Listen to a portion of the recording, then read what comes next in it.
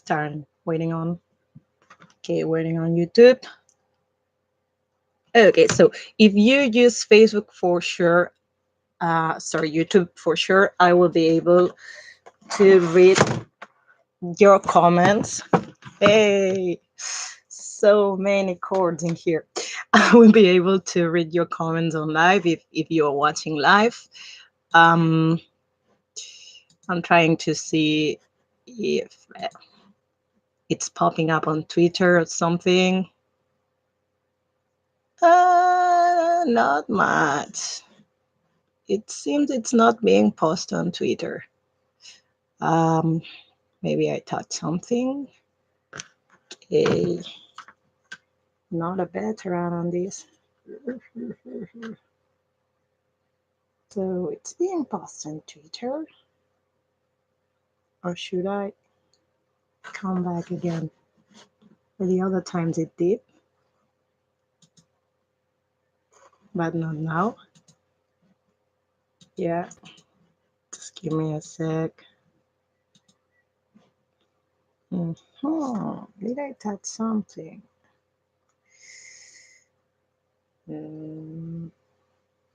Here.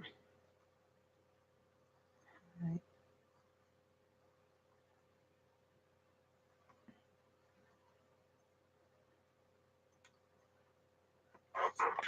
No, obviously there's no one watching.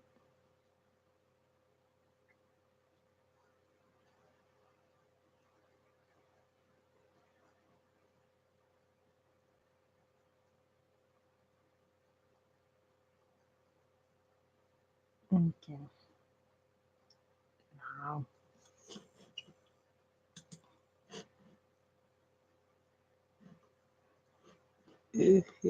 Now, okay, now it's on Twitter. Okay, now I'm on Twitter. You can see my ugly face. Now it's in Twitter. Now that is gonna watch. Now it's in YouTube. My apologies for people that watch this on remission and don't watch it live. Yeah, because you are just gonna. Oh, hi! One person is here. I can start to run now. Okay, so I start now. I'm gonna use English. You have YouTube in here. I will try to keep checking on Twitter. You can message me back or private message me if you want Spanish to be used. Por favor, si queréis que hable también en español, usad los comentarios o de YouTube. Tenéis esto también en YouTube, en mi canal de YouTube. El enlace está en el Twitter. O usad los mensajes directos de Twitter. Voy a intentar estar alerta de eso también. O por un tweet mismo. Pero voy a hacerlo mayoritariamente en inglés. So, I didn't want to do this podcast at all. And most of you that watched my last podcast, like the few people that decided to watch it, thank you. You know, I say that hopefully this will be my last podcast regarding this subject, but it isn't. Why it isn't? Well, you probably know already because it's been published earlier today. Like for me, it was during midday at noon. That Yamaguchi Maho is going to graduate, and so will do her two friends, Hasegawa Arena and Sugahara Riko. And her speech was so inspiring. I wanted to say uninspiring, but no, it was so inspiring, and she truly transmitted how much she's been holding on up till now and how much she didn't want to leave.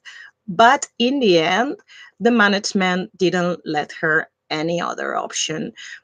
The bad thing about it is that another two members are forced to leave.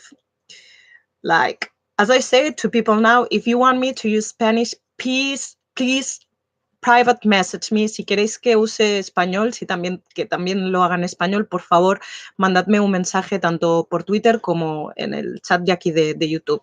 So, um, 3 people have been forced to graduate, and I'm saying have been forced because at this rate, there's no way we are going to believe they did that voluntarily. Like, it was their choice, probably because the management didn't let them any other way out.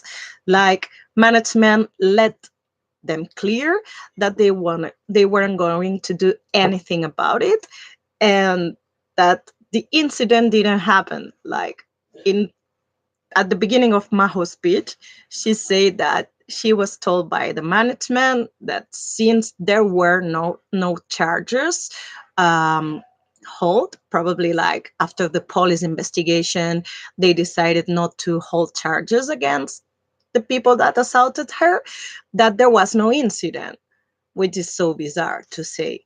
Like, what did they need in order to be an incident? Did they need Maho to be actually raped and harmed? Because honestly, saying that there was no incident, it's being so hypocrite that I can deal with it. Like, she was assaulted. At the end of the day, she was assaulted. Like, in this podcast, I want to say a lot of different things, and I want to speak about a lot of different layers that AKS kind of holds and have, and why fans are in a majority angry, and which are the outcomes each one of us may take, and what sort of feelings we are all having regarding this situation. But the most important thing is still at a day like today that Yamaguchi Maho was assaulted when she was entering her apartment. That's the most important thing up till now. AKS has ignored that. The people involved in this wanted to cover this situation and make it disappear. And it obviously Maho didn't want to forget that and to hide the situation. Maho wanted to speak out and let people know what had happened and that she was a victim and she was being forced to be quiet. So at the end of the day, this is the most important thing. What happens after Maho decides to graduate and we are all angry about it? Because as I said in my previous podcast, it's a situation that it's really hard to not understand, but to empathize with the management. We empathize with the victim, not with the management, and obviously not with the perpetrators. Um, we honestly didn't have any faith left in the group. Like, most of us wanted NGT48 to either disappear or cleanse, like make a purge, or at least kind of punish the members that are implied in the situation and let them know this is not the way of do things. You must work hard and apologize and do something in order to be able to go back. But that didn't happen. Like, they're just doing I don't know, a fake renewal. We can call it a fake renewal. We demote everybody. Everybody's gonna be a Kenkyusei now, and no teams left. So we will work hard to start building NGT48 again. As I said on my last podcast, most people commented that it's impossible to do a new NGT48 if you let the rotten fruit stay, because in the end, it will corrupt the rest of the people there. So you force the big teams to get out. The day of today, we only know that Maho, Rena, and Rico are the ones forced out. What we don't know is how many other potential victims are left in the group. So you have a bunch of bullies and a bunch of girls that are potentially harmful, as it's been proven. Bottom line, Maho was assaulted. And on the other hand, you have a bunch of girls that have been allegedly suffering from the bullying of these bullies. And that, who knows, maybe were also assaulted or harassed at some level by these people and that gang of boy friends they have. So, yeah, I doubt it that you can do a new NGT48 with this material. Like, probably the only thing you are doing is putting the girls in a very high and huge danger, as well as infuriating the fans. Um, it's a pity that Maho probably may have all her kind of forces wasted. Just a moment. Vale. My mom. So, uh, so at this rate, we have this, and try to remember what I was saying. And of course, renewal is not happening, and Maho probably exhausted all her forces. But it's a pity that the situation went on for this long, and the management didn't let any other way out, and never dare to apologize for mishandling the situation completely. Um, as I said on my Twitter earlier, AKS ended up kind of becoming the perpetrators and the bullies in the end. Like, you kept kind of not protecting the victim and just threatening her and her friends. So in the end, you are as bad as the people that assaulted her. So the good thing to do would be for her to find a good group of lawyers and sue them, because obviously they probably violated some big kind of policies regarding her safety.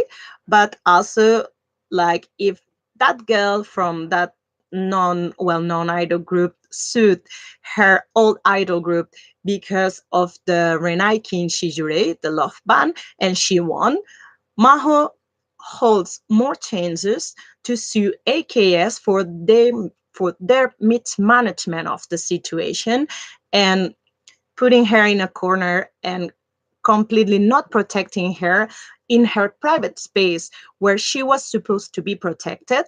Like, and it was her apartment, we remember, and it's supposed to be something AKS or entities management must take care of, that no people, no outsiders come inside that place. uh, well, they failed at that. So she has plenty of reasons to try to sue them. She has a good team of lawyers, and she decides to do so. If she decides to crowdfund this, like we do things like this here, like crowdfunding so people can pay the legal fees, I'm open to donate money for that. I will give her all the money I have, and I will encourage other fans to do so if she decides to do that, if she needs the money, of course. Because obviously, it's really the most infuriating thing in this case is not just that Maho is not getting justice done with the people that assaulted her. I say that's the most important thing, but that AKS isn't properly punished in the end for their negligence and incompetence, and putting in danger Maho and who knows how many other girls. Uh, yeah, they suffered already. We can say, I won't say big, but maybe a proportional backlash, like all the sponsors they lost, NGT48 being dropped by Niigata city itself and the prefecture, and having to cancel so Senkyo. That means money losses. But I don't think it's proportional uh, to the scale that it represents, not protecting a person, a woman that has been assaulted, that was in their care. and it's their responsibility. They didn't take any responsibility at all. At the times that they apologized because Maho caused the uproar. Like, in the end, in her speech, she also said that she's sorry because she became the perpetrator to harm NGT48 and AKS. No, you are not the perpetrator. They are the perpetrators. They are the ones to cause harm and do the bad thing. In the end, they could have solved the situation and taken care of the people that made these things happen, the members that allowed outsiders to enter the apartment area, and the people that literally assaulted Maho. But in the end, because they did mishandle everything else, who knows why,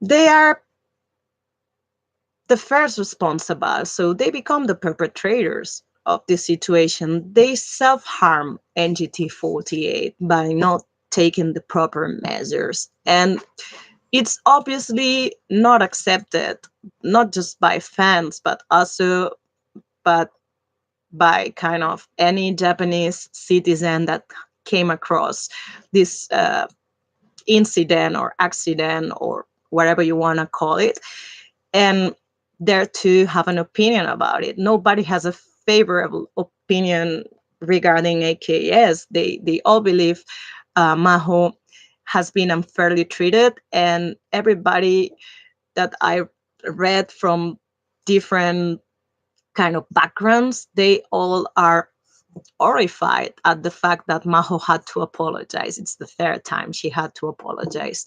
She had to apologize again for the situation on her final speech announcing the graduation. Also, I want to kind of make clear that I'm talking about Maho all the time, but obviously two other girls are being packed with her and getting rid of by the management and the company. So she in the end, she didn't become the only victim. Like, there are two more girls that were forced to graduate. Too bad, AKS, too bad. Uh, so why I say they did it so wrong, because we have other similar cases, not exactly the same cases. And we have one right now. One of the trending topics today and yesterday, it's Urata Naoya from AAA, Avex's group. Like, I didn't bother to read the exact news. Uh, some friends were commenting on it, and some people were commenting on Twitter saying that it seems it's not a big deal as it was made by the press. But in the end, his behavior kind of cancels my will to keep supporting him. Like, it seems that he harassed or assaulted a woman in a convenience store. I think that's what I kind of read somehow between the lines.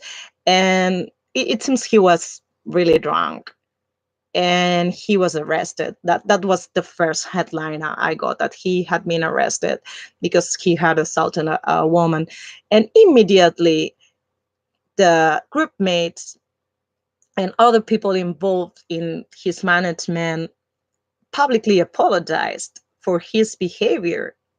Like, you have one perpetrator, he's caught, and people decide that this is not the right thing and we should apologize. Even if we are not him, we should apologize and not kind of condone his behavior. We need to actually condemn his behavior. um, One of the cases that comes into my mind, in these two cases, we are talking about people that didn't become the victims, they were the perpetrators. But the way of dealing with things is what kind of we have in common, that we not, of course, AKS did completely the contrary thing.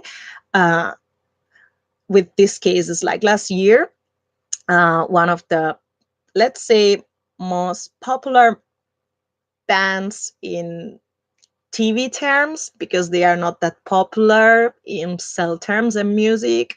If you go to one of their concerts, they usually use mid halls. They kind of aren't able to fill domes or even bigger venues. So Tokyo, from Johnny and Associates, one of the most popular members, Gusan, was discovered because he had been arrested, but he had paid the victim, or he had came with an agreement with the victim that he had tried to assault a middle school girl. Well, creepy.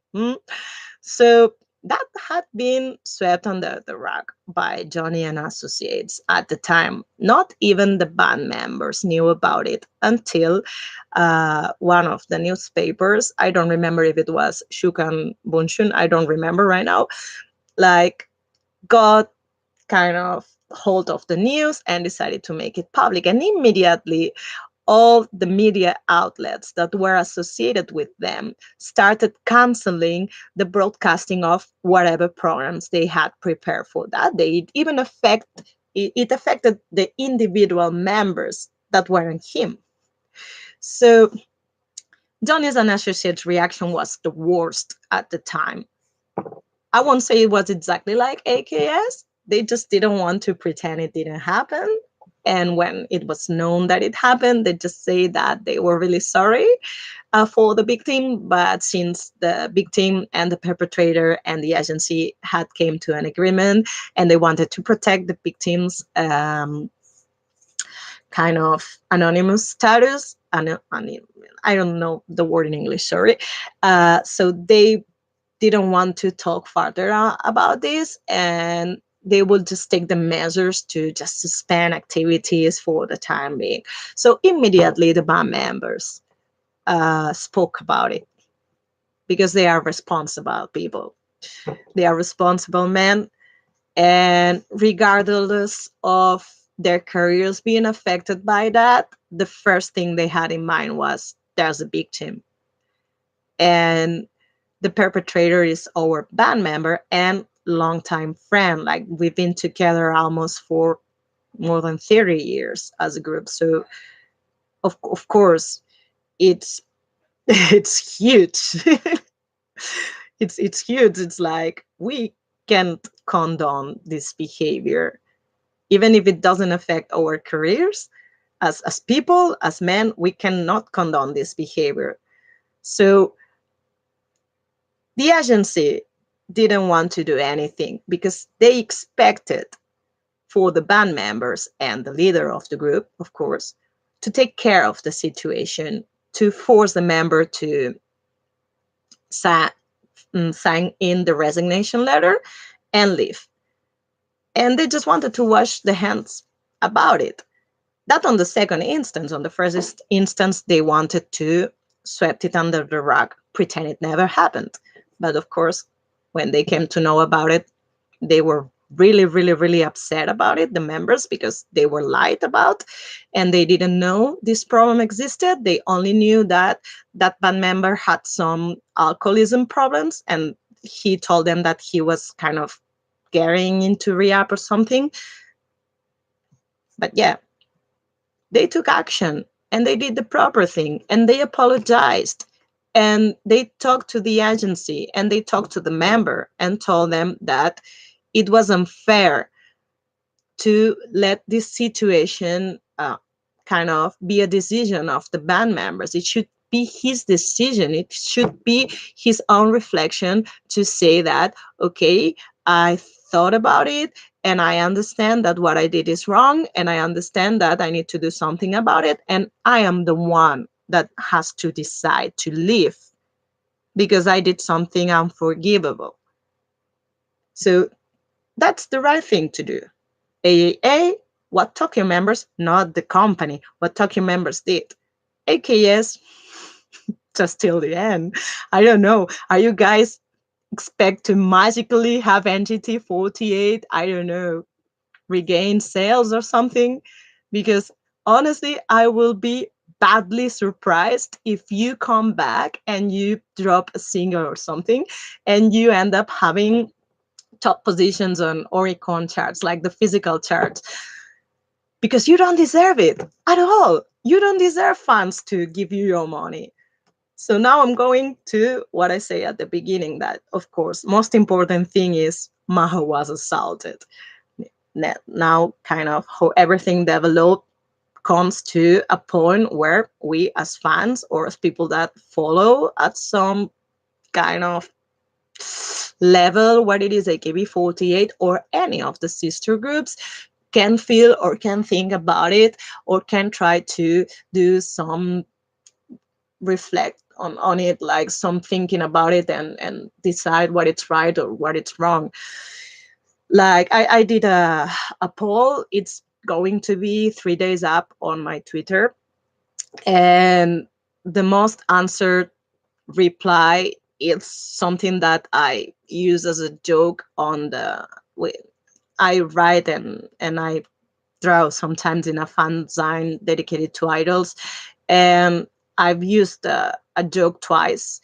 It's a water girl burning up Johnny's and associates, and yeah, that could apply on the next issue, which should be dropping on October, at the end of October this year.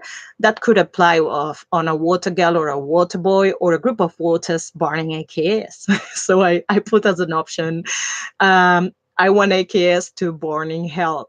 And that's the most voted option. Like, it's not like a lot of people voted, but from 15 people, that's the most voted option. People want AKS to burn in hell.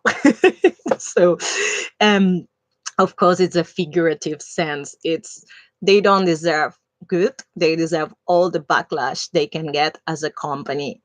So, how do you feel as a fan? As a fan, you feel like this. Of course, you feel bad about all the girls that are in the company and have nothing to do with this situation. Just one thing to comment about. I feel bad about the girls on the rest of the sister groups, especially the directly managed by AKS, that haven't spoken about it, probably because it wasn't their place. It was the place of the senpais that have been involved with the group for more than 5 years. Yes, yes, I think it was. They had the right to say something about it, especially if they felt what the management was doing is wrong. They had that right, they had that seniority to do so. But of course, I understand that if you don't have such a hold in your group, and you are not that popular, you prefer not to comment about it if you are not going to be able to give a proper speech on the situation, but not the NGT48 members. The situation was in their group, and it was the time to take a side or to speak about it, even if you wanted to be objective, to analyze the situation and to decide. You have to take one side or the other, or if it's a middle side, you must regard all the pros and cons in this situation. And nobody spoke. I already tweeted a few days ago. I know Yukirin has now a very huge injury on her ribs, but I was hugely disappointed on her all the time. And I didn't want to talk about it because I was waiting to see what is the outcome, the final outcome, to see if Maho finally is forced to graduate or not. Let's see what Yukirin is doing. Like, in the end, I got the feeling that she more or less didn't say nothing about it. In the end, it was her group. She was one of the huge kind of seniors in there. She was even vice captain now, and she was one that was transferred then when the group was starting. So the fact that she never spoke or she never tried to speak in favor of the victim or trying to put some peace or trying to do something, just the small fact that the alleged bullies and all this huge messy situation happened on her watch and she didn't do anything about it, it's a huge disappointment. I consider the things she could and she couldn't do. I consider the fact that she probably has a strong kind of contract filled with very harmful policies that if she speaks up too much about it, she can get a huge backlash because the company has a huge hold on her. But that's when you resign, girl. That's when you say, I am resigning or I'm not staying in this group. Not when you did it at the end of this week. You kind of like exited through the back door and use it's not an excuse, it's a fact that you have an injury that will take time to recover and it's serious and I really hope you recover well, and that the situation that the group is having a hard time, so maybe it's the best time to go. It was your time to be a proper senior and to make a stand of it and to be a role model, and you failed in so many ways that I was really disappointed on you. And you were one of my favorites, by the way. It's not like you were someone I admire like Sashi. She's not one of my favorites. I admire her so much, but she's not one of my favorites. It's just huge respect I have for her and how she stands up for herself. But you didn't. And it was your group. And it had to be other seniors from different groups that spoke up for the situation and for the victim. You just exited from the back door. Too bad. I don't recall Kita Harari. I know she's graduated, but other graduated members also spoken about it, speaking out for the situation, which only contributes to that huge suspicion that I and other people have that really this has been going on for a long time and they knew it happened and they just let it happen and somebody's benefiting from it. I read something really bizarre today that if it comes to be true, it's one more like one more reason to not support AKS anymore. Like I read some fans saying that they are only taking kind of this side because they are benefiting from um, reselling tickets. Like it seems that this group that assaulted Maho has as an activity uh, reselling tickets for the theater and maybe the concerts. I don't know, that's a supposition. But I read that on Twitter. So if it's really true, even if they don't want to admit it, if it's true, it's so bizarre. It hurts. So yeah, that's too bad. As a fan, you feel like this. You don't want to cut your support on the members that you like, you love, you like they make you laugh or they make you um, happy because they are funny or whatever it is. They're pretty cute. They're sing well or they dance well or they don't, and that's what you like about them. Whatever it is, they idols. So that's understandable. Like not wanting to cut your support, or maybe you had one of the groups as your favorite, and that group is straightly managed by AKS. So it's a really contradictory situation because, in one hand, you really feel that your dignity prevents you to keep supporting AKS. On the other, like you've been investing so much time in them, and a lot of overseas fans have been investing a lot of money in them too, that you just don't want to throw it away like this just because this happened. But you understand deep down inside, you understand that it's not the good thing to do, that that doesn't solve anything, and that if people and fans and other fans like you keep giving them money, they will never learn, and maybe worse things will happen. It was so funny and so coincidental that Meetan's scandal popped up yesterday or 2 days ago. It was like the dating scandal. Everybody was laughing about it anyway and doing jokes. I even read so very rude jokes about it. Like somebody said in one Japanese fan said, "Oh, do you want to become a Kokeshi again?"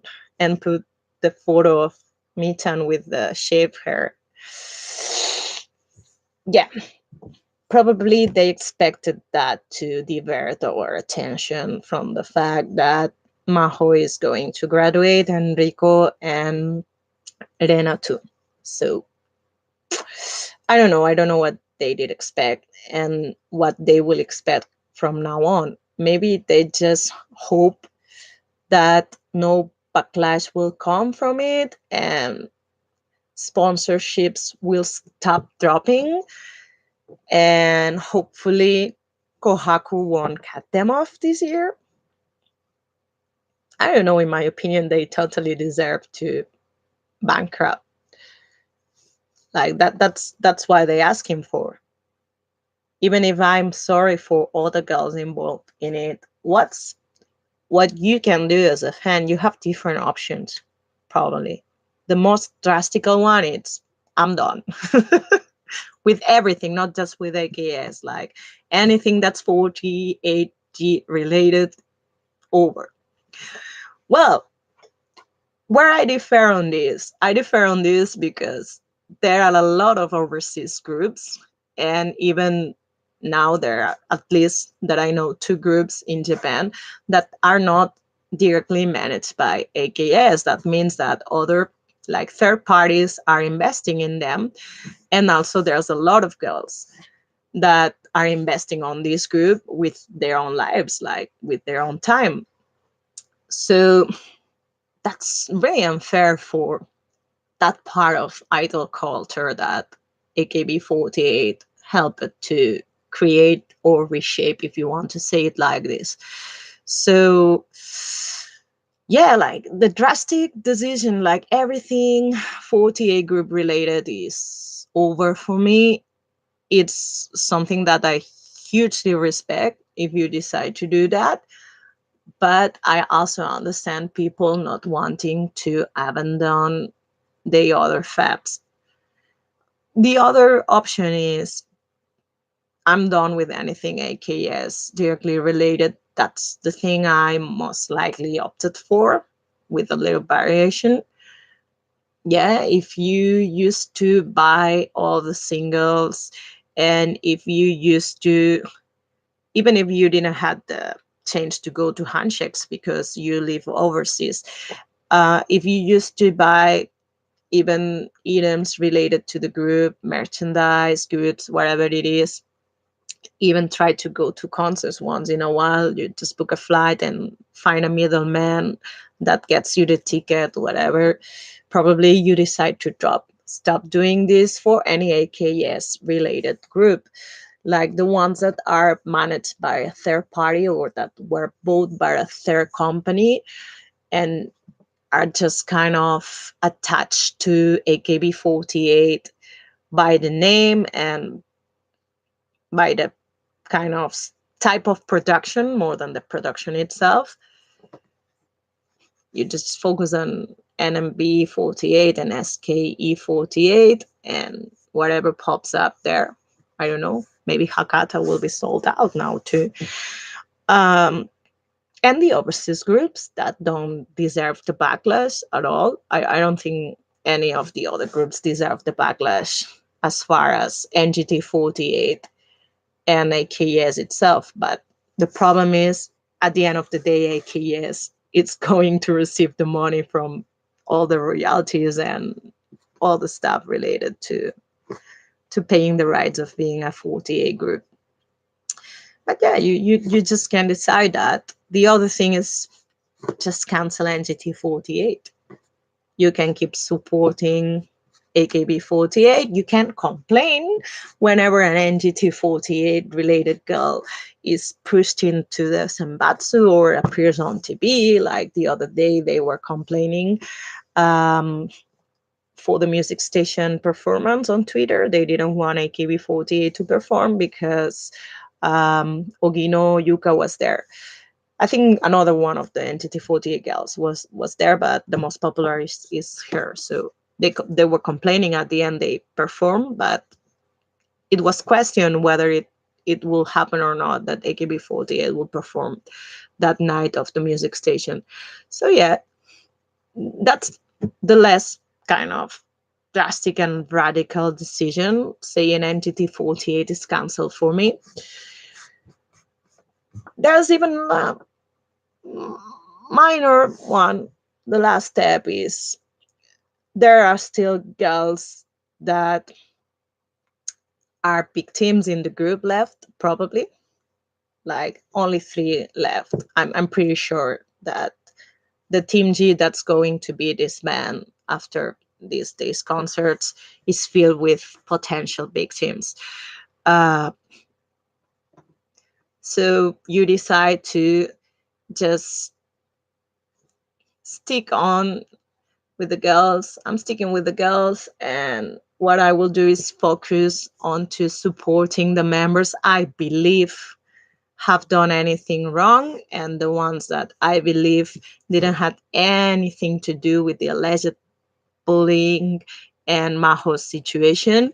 And I'm gonna push hard for these girls. So when new teams happen, the rotten apples don't become part of the teams, the official teams, and the girls that are innocent stand a chance to become official members. That's kind of the last option.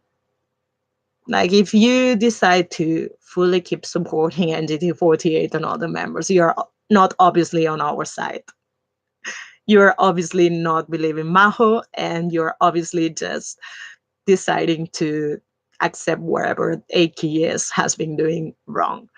I repeat, there's no objective point of view to see what all the things that AKS has been doing as the right thing. Not one of it. That's why they keep apologizing to people, even if they say that we apologize because of Maho. It's your fault. It's not Maho's. So it's so bad how things came out to be. It's really bad. Let me take out. Nobody's asking for Spanish, so I'm continuing with my broken English. Bear with it. Um, it's a really bad thing because I'm going back to if you decide to not be that radical, of course I understand. Like I say that I'm gonna take the second option, but with a small variation. Mostly because I feel really bad about Seto Uchi's group. They had their own shit. They went through their own shit, and then NGT48 scandal popped up on them, and it's so unfair for the girls on that group.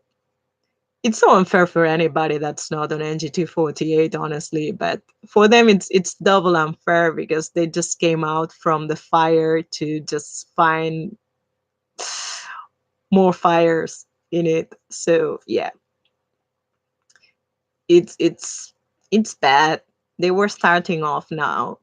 They just kind of had their ship and finally did an opening show with the ship, and they start doing their own stage now.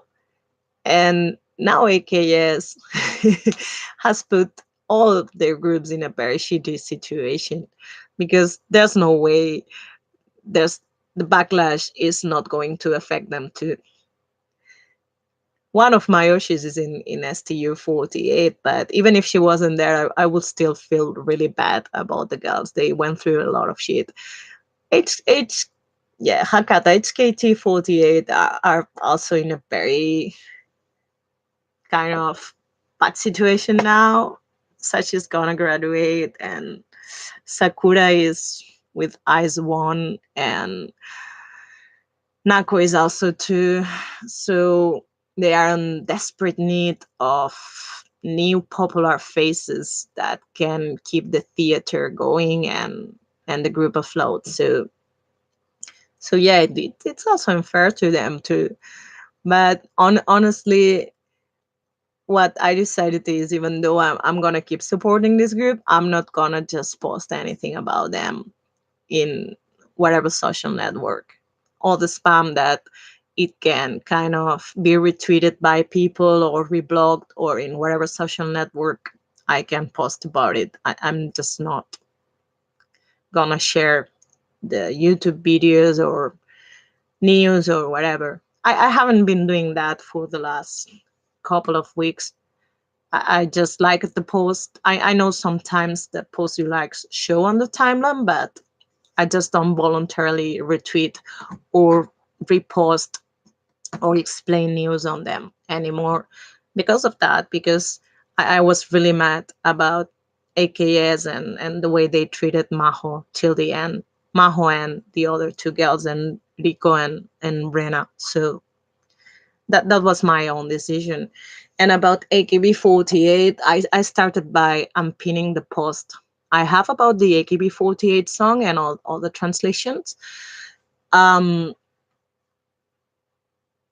I even lost the aim to keep completing the post with whatever new versions that can come out.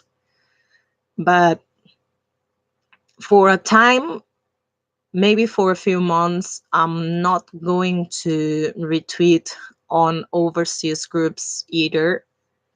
I will follow the overseas groups and I will repost any translated tweets or news. But sometimes I just repost and reblog on the original languages. I'm not gonna do that. Even though I really wish that people don't haven't done them on their own countries, which is what actually matters. People purchasing their music, but just for a few months, because really the overseas groups minus the two teams overseas, uh, there's a third party company involved in that, and those are huge investments, and it's also huge investments for the fans that are on their countries. It's their own chance to have that type of entertainment, so that will be unfair on the fans too. But yeah, it's really bad. It's really bad for NGT48. But my wish is that the group will be cancelled. The reality is that even if the group is cancelled, probably the victims will be the victims at the end. Like the girls that are being potentially bullied and harmed and silenced won't stand a chance to be transferred, and the others will, because it's pretty obvious that the involved girls in this situation are too popular to be dropped by AKS, which could be also stand. Like members eventually release photo books and different types of products and goods that fans buy. And I hope that a lot of people, especially those that weren't that much hardcore, just kind of, maybe she's not your Kami Oshi, she's just one of your Oshis. But if you hold on your integrity and if you are on Maho's side of the story, that you stop purchasing whatever that member drops or whatever that represents that member drops. And let's see if next year they are able to pull out another Susenki, another general election. But because at this rate, it will be hard to do so next year. Just a moment. ¿Qué? No. Sí. So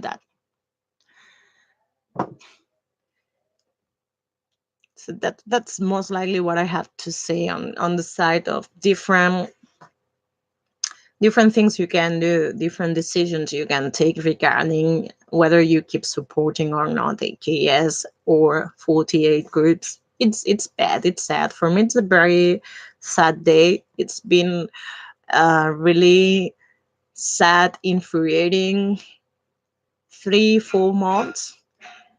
Even though, bottom line, the most important thing is that somebody was assaulted and nothing was done about it.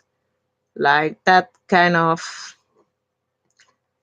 not cancels, but makes whatever upsetting feeling we can have as fans.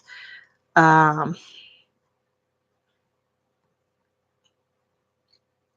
Kind of, it reduces that feeling. It doesn't make it that important because it's not such a huge tragedy.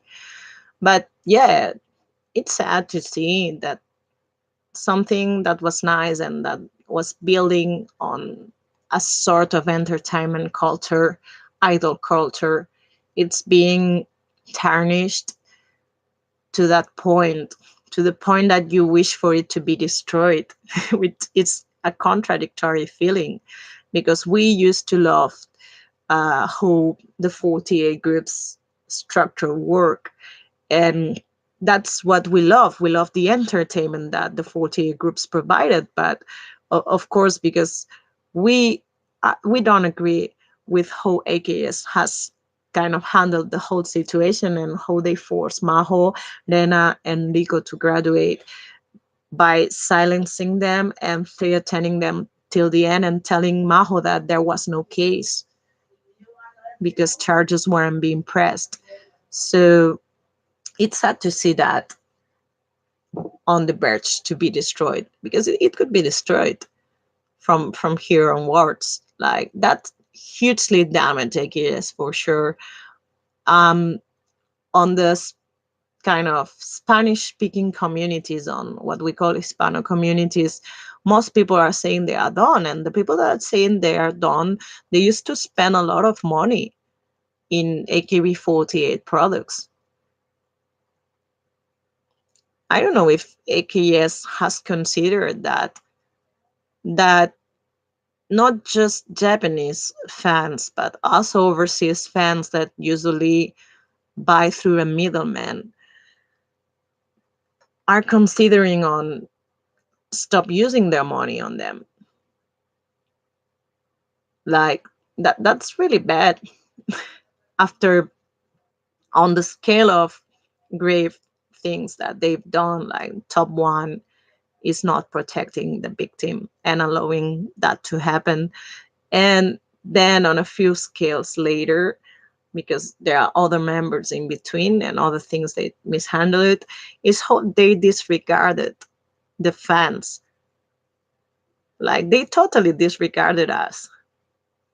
Like the ones that they disregarded the most are the ones that are there and go to the theater and buy the tickets and try to kind of follow up on the situation by investigating on their own and trying to find who could be the members involved in all of this and who were the group of criminals that assaulted Maho and were doing all the evil things in NGT48 and other related groups.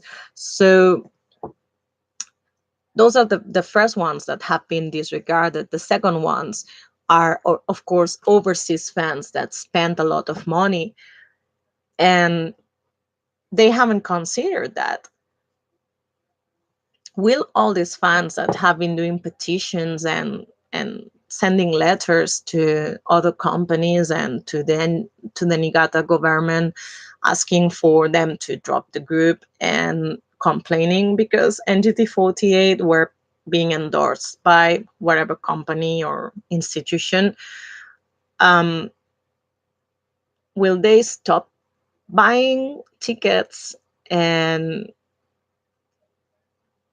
buying singles, albums, whatever thing related to NGT48? That's a huge possibility. Maybe not all of them, but I hope the rate is big enough for it to make an impact on their sales. As I said, they deserve all the negative backlash they can have because they really earn it. Like they did nothing right. So they totally don't deserve good things to happen to them as a company. They don't. And then the overseas fans, like most of them saying they are done, that's money too. And the middleman, what about the middleman? They also made money about it. I don't know how they will feel about it. Like suddenly a lot of orders that came from overseas stopped coming. Yeah. My decision to also include the other AKS related groups is solely based on that because they disregarded us as fans completely. So I don't believe it's enough by showing the repulsion on NGT48 and the rotten members. It's beyond that. I want to show my disagreement with the whole organization. And if by that it means I have to disregard AKB48 and stop spamming on them, then let's do it. Like, if I have to talk about them, I won't do it in a positive manner.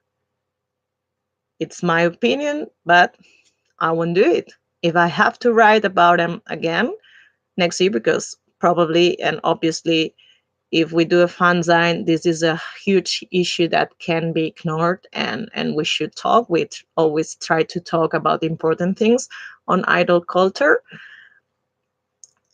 I won't be able to be much objective on the matter. Probably I will have to say that on first instance, if I write about it, that I believe they did so wrong and that they deserve all the backlash they can have. Because overall, what really matters is how harmful the situation is and that they put members on danger. And the only thing that they showed with the whole situation is they are not a company that we can trust. They're not trustful. We cannot trust them. It's not a thing about sales or lying to the fans about we are gonna do this project and then we're done. It's not that. It's really it's really a bad thing. We cannot trust them to take care of human beings, of the girls, because a member got assaulted and they just kept her silent and tied, like, I don't know, like she was a hostage. That's horrible. And I hope that even though they are lying and they are kind of being so obnoxious about it and stubborn, I know that deep inside, I hope that deep inside they know how wrong they are. Wrong in the meaning of harmful. They are being harmful. And yes, I really hope that now Maho and Elena and Rico take time for themselves and can think about it. If they really kind of have the courage and the support and whatever they need to sue them, just sue them. They deserve to be sued. They deserve to get a lawsuit filed on that, because they totally played with your own safety, and that shouldn't be let unpunished. And the public opinion for now, whatever that you read on outlets and people commenting on that, it's not in favor of AKS at all. So hopefully that will also mean that a lot of the support they got from media will also fall beyond what already fell. Like, we remember that they had a few shows canceled. I don't know, maybe next could be AK Bingo.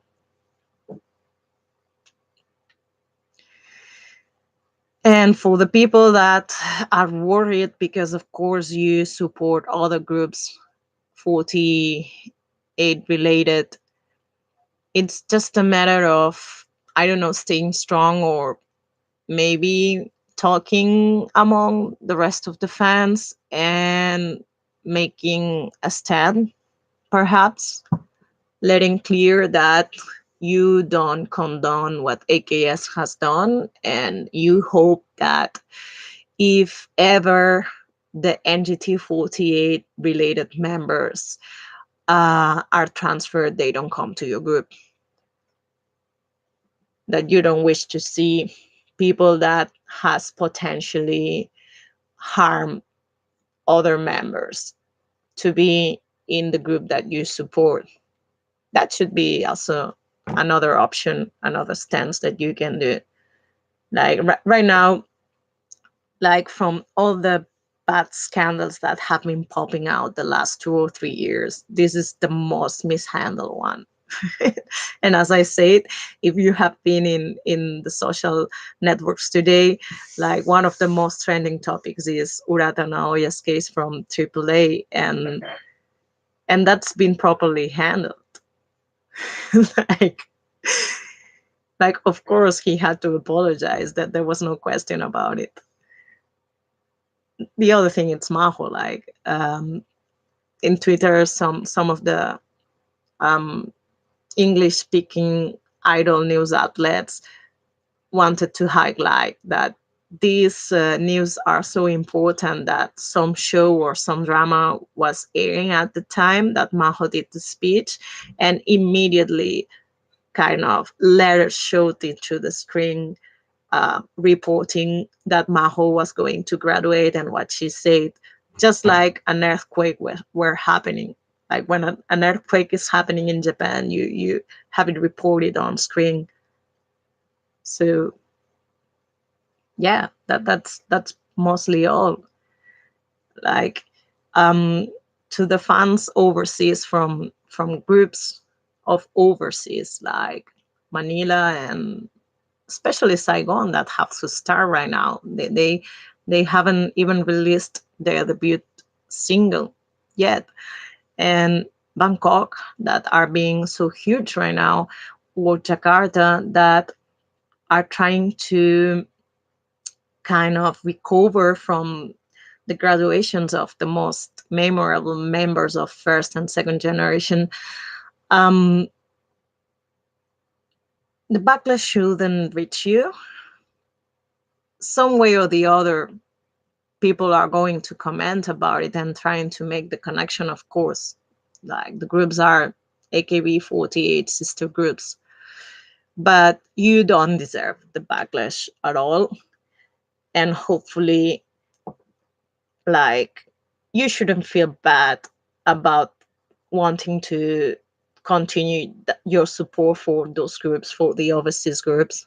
You shouldn't feel bad about supporting the Japanese groups that are not related to NGT48 either.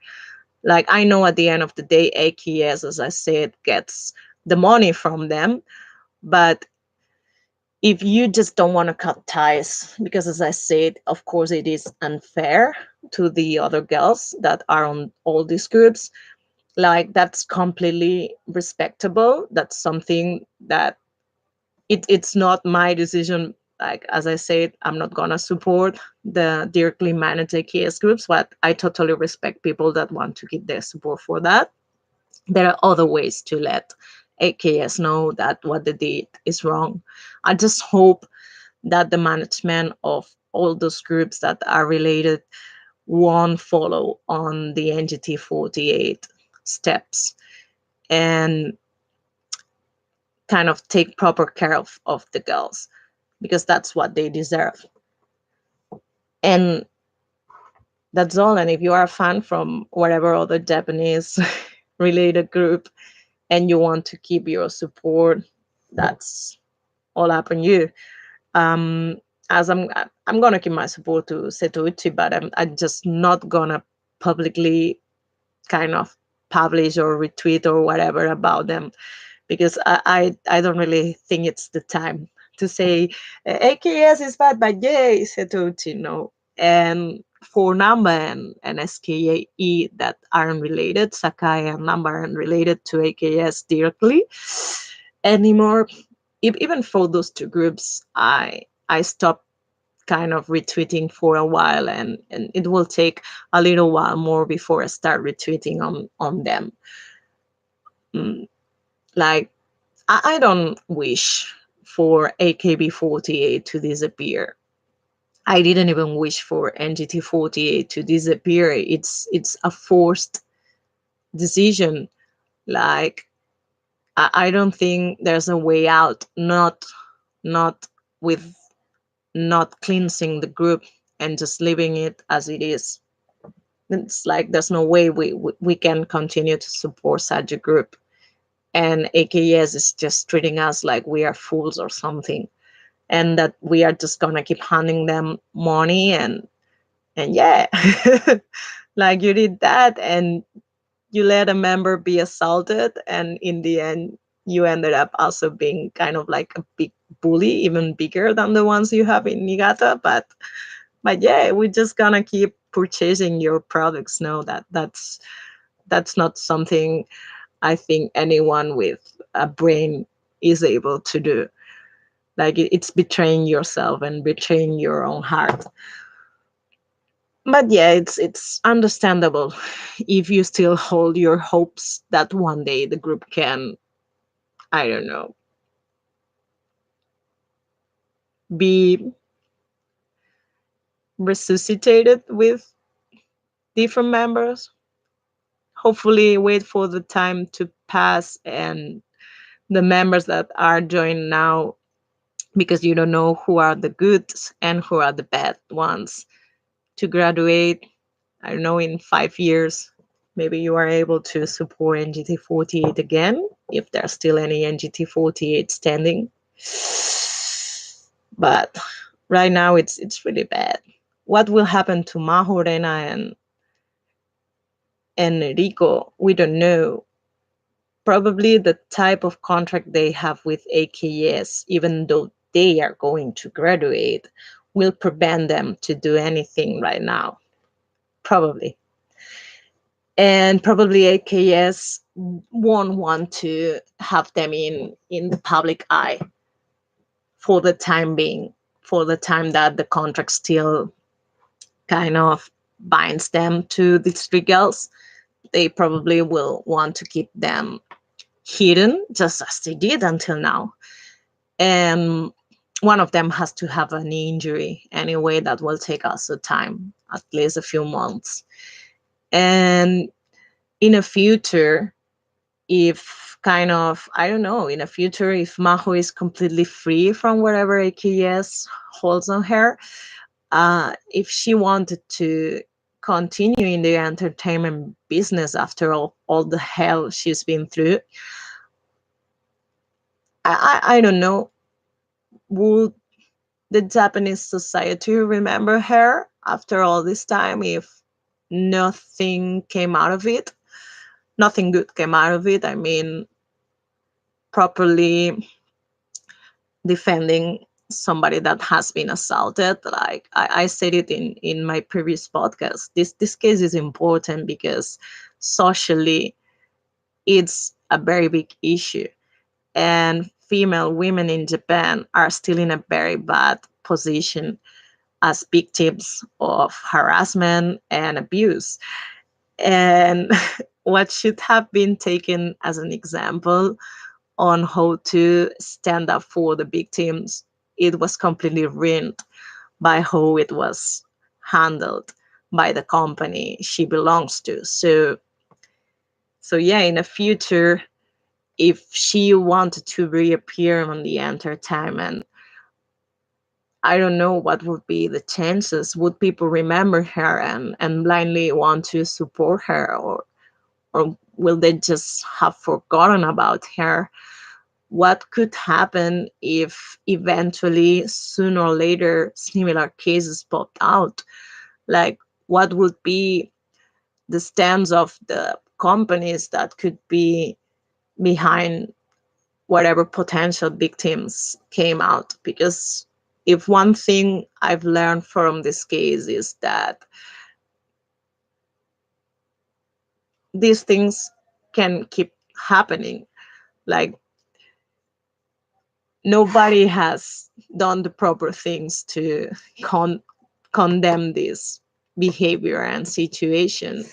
And not just in Niigata, it could happen somewhere else in other groups, because you haven't kind of make an example of the girls that were involved in this case, and also because there are no charges, so it means those bad boys are free, and they are free to go anywhere else, or they are free to keep messing up with NGT48, even if everybody has been demoted to a Kenkyusei. So yeah, what could happen eventually?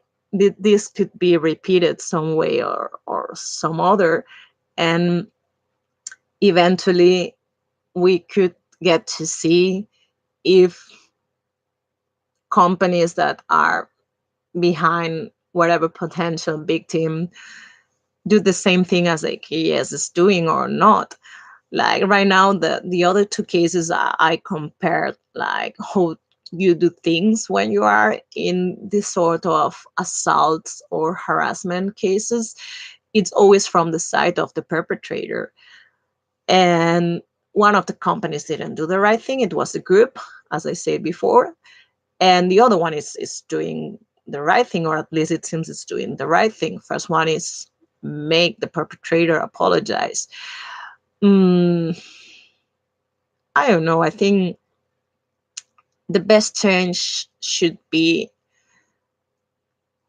at least Maho. I don't know about the other two members. At least Maho being able to sue, to file a lawsuit against AKS.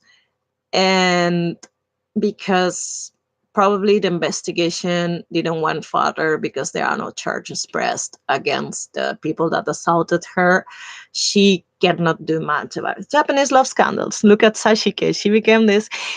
Yeah, but that's super different. Sashi Sashi had a love scandal, just like Mitten this weekend. You are not doing anything bad, but dating. Honestly, like whatever your opinion is on Sashi or whatever girl Milky Mitten that's been caught with boyfriends, if that doesn't harm any other members, that's okay. That's your own issue. Like I don't know if Mitten will be punished again or demoted. I don't know what she will do right now. Or in the case of Sashihara, she was demoted. She was sent to a group that was being a huge flop at the time, but she wasn't threatening any other girl. She didn't kind of go went straight to that member and encourage, I don't know, her boyfriend, which wasn't at the time. As far as I remember, he was already an ex-boyfriend that just published some pictures and said some obscene things about her. And she didn't send anybody to harass or assault someone else. Like bottom line, I say this, like we rant about a lot of things, but we cannot forget that the most important thing is Yamaguchi Maho was assaulted. Like it's not about the girls dating, which there's a rule about this and it's against it. It's not about them dating, it's about them sending those guys to harass a member. Like, of course, if we go way back to the story, this happens because Maho is strongly against girls kind of violating the dating ban. And she's a co-captain of Team G.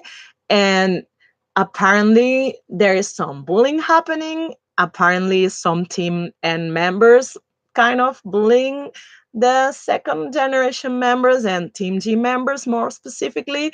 And she takes a stand on it. And these members want to, I don't know, scare her.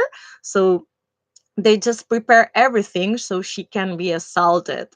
And nothing bad happened because it was, I don't know, discovered or somebody stopped them, because we really don't know how far that could have gone. As I say, like AKS telling Maho that since there are no charges, there is no incident. It's the most bizarre thing they can tell somebody that's been assaulted. What did they want? For her to be raped? Did they want her to be raped? Or did they want her to be raped and beaten? And I don't know. We are in a very touchy subject, and it doesn't involve just the idol world. It involves the women, and the women not just in Japan, like how women are still victims of abuse and harassment and assault. Like 2 days ago, here in my city, a girl was raped and her ear was ripped off. And we politically, we are in a situation that there is a party that wants to derogate the law that protects the victims of what we call gender abuse or female abuse. Like, this is what we're talking about. Like, of course, love scandals are huge on the idol world, because there's the Renai Kinshijure. It affected not just female. I want to remember people that whenever Johnny has been caught dating, it has always been a big issue in both sides. Sometimes I recall it was on Yamapi's case that when the girlfriend was discovered, some fans tried to harass the girlfriend. That was one of the, I think it was a French girl he was dating or something. But I also want to remind people that when Akanishi Jin got Meisa Kuroki pregnant, he was the one to be punished. In the end, he left the company, and uh, he's doing what he wants, or at least it seems he's doing what he wants right now. He's only dealing with some health problems from the spine. There's a spine disease. Um, as far as I've been told, this is something that he can get rid of, even though it's in a really advanced situation. But yeah, like male idols also get punished when they get caught dating, and when they don't, it's because they are not idols. It's just the audience that calls them idols. But yeah, it's so different. Like, nothing would have happened if members had been discovered dating and the company had decided on act on the dating ban. The problem is not that they are dating. The problem is that they are dating a group of people that are like a pseudo yakuza gang. They like to do bad things.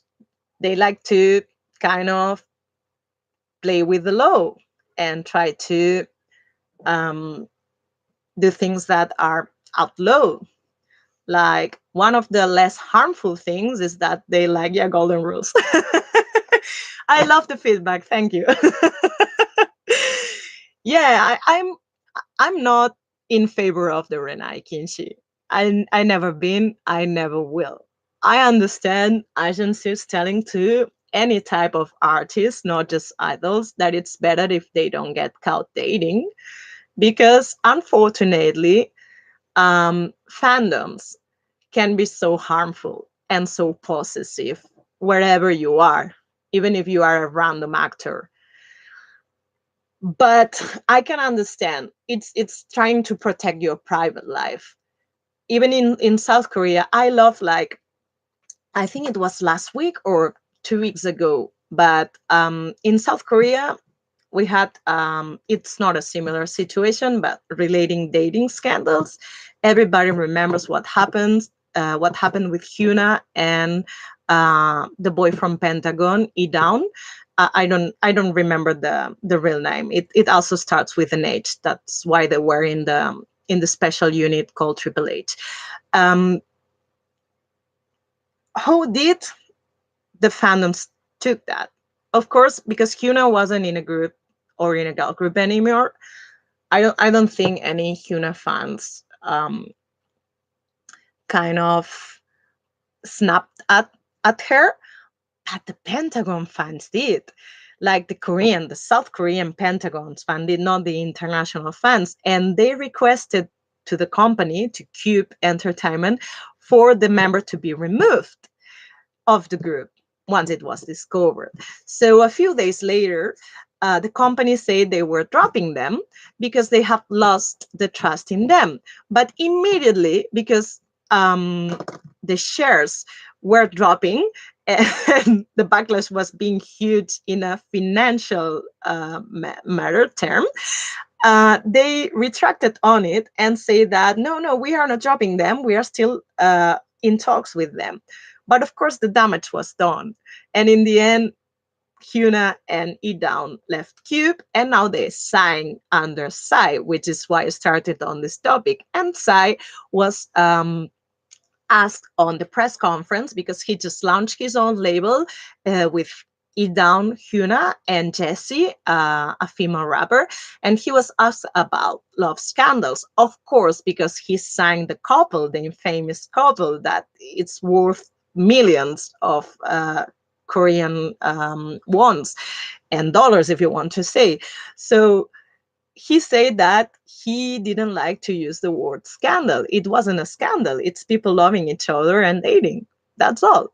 So when it comes to the idol world, it's really how to say a really sexist way to put it out. It affects both ways.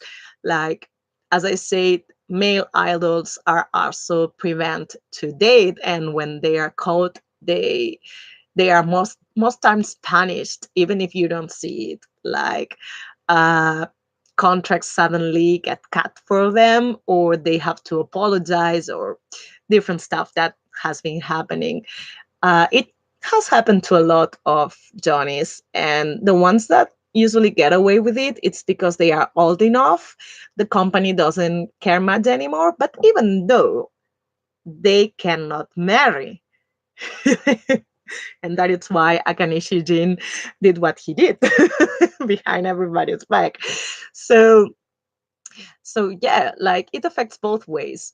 It's usually thought as a sexist rule, but it goes both ways in Japan. It just doesn't go on the female side. When Michan was caught the first time, fans were really mad at the boy at Shirahama Island, but he wasn't an idol.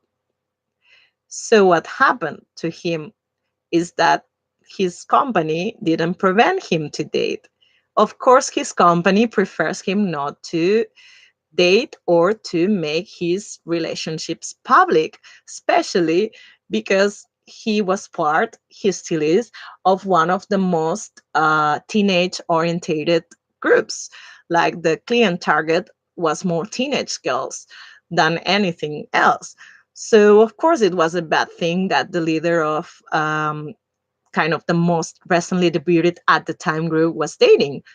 But it was not a tragedy, and it was nothing against the rules. So no measures were taken on this side. And of course, because Mitten overreacted, thank God she grew up and she matured. I hope she's fine, and she just joked like anyone else about it. And as I told her on Twitter, if you Mitten, if they drop you and you still want to be an idol because you have expressed so many times this last year that you were so comfortable being in AKB48 and you weren't thinking about graduation, and you ever ask other members that are graduating, like, why do you want to graduate, why do you want to go, if you still want to be an idol, just go and audition for Predia. They are going to accept members that are married and have children, and members that are on their way to their 30s and even over their 30s. So, which is a huge stand. Yay for Predia for doing that, for being the first Japanese idol group that dare to do that actually and openly. So so yeah, love scandals are really bad, and the golden rule, it's so old fashioned.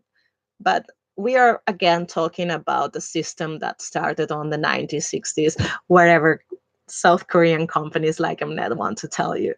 I wanted to talk about this thing too, the produce effect and the produce 101 effect coming to Japan now. And yes, and I regard, as I said, I regard as one as another AKS directly produced. So it's not that I was giving them huge support. Like I was really disappointed with the show midway with it. I wasn't surprised with the final members election, and I'm only fan of Murase Sae mostly, so it's not like I was all for it to support uh, the final members. The group is just another well shaped K-pop group. It was really well done, the Japanese release, because instead of being just another K-pop candid translated song or words, whatever they give to groups like Twice or they gave to Girls' Generation in Japanese, I never really liked it, any of the Japanese releases, except for a minute. I didn't like Kara's, but Kara truly adjusted to the J-pop market.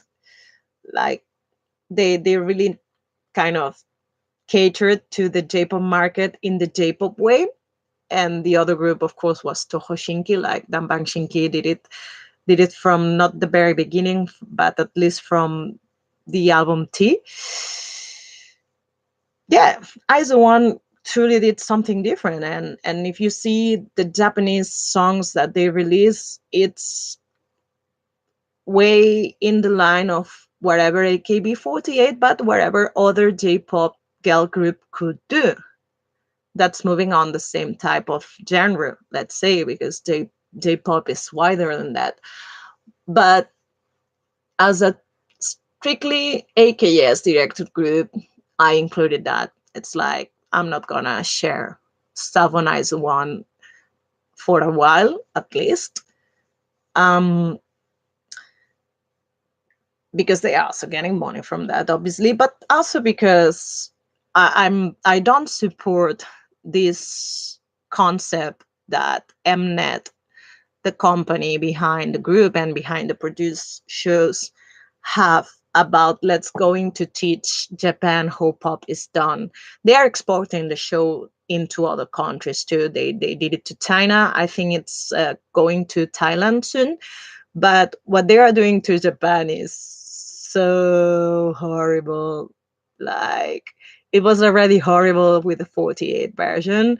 One of the things I disagreed the most, it was how much they wanted to degrade J-pop versus K-pop, showing all the time K-pop is superior. It wasn't just a matter of the edit version of the videos with the mentors and the trainers telling the girls that the level was different. It was also how all the show was shaped. Like now I'm not talking about Maho, just like I've been 1 hour and 20 minutes something talking about Maho. If you want me to talk about Maho, you can message me like some of the viewers did. I will gladly go back to the issue, but I think I said everything I had to say about Maho already.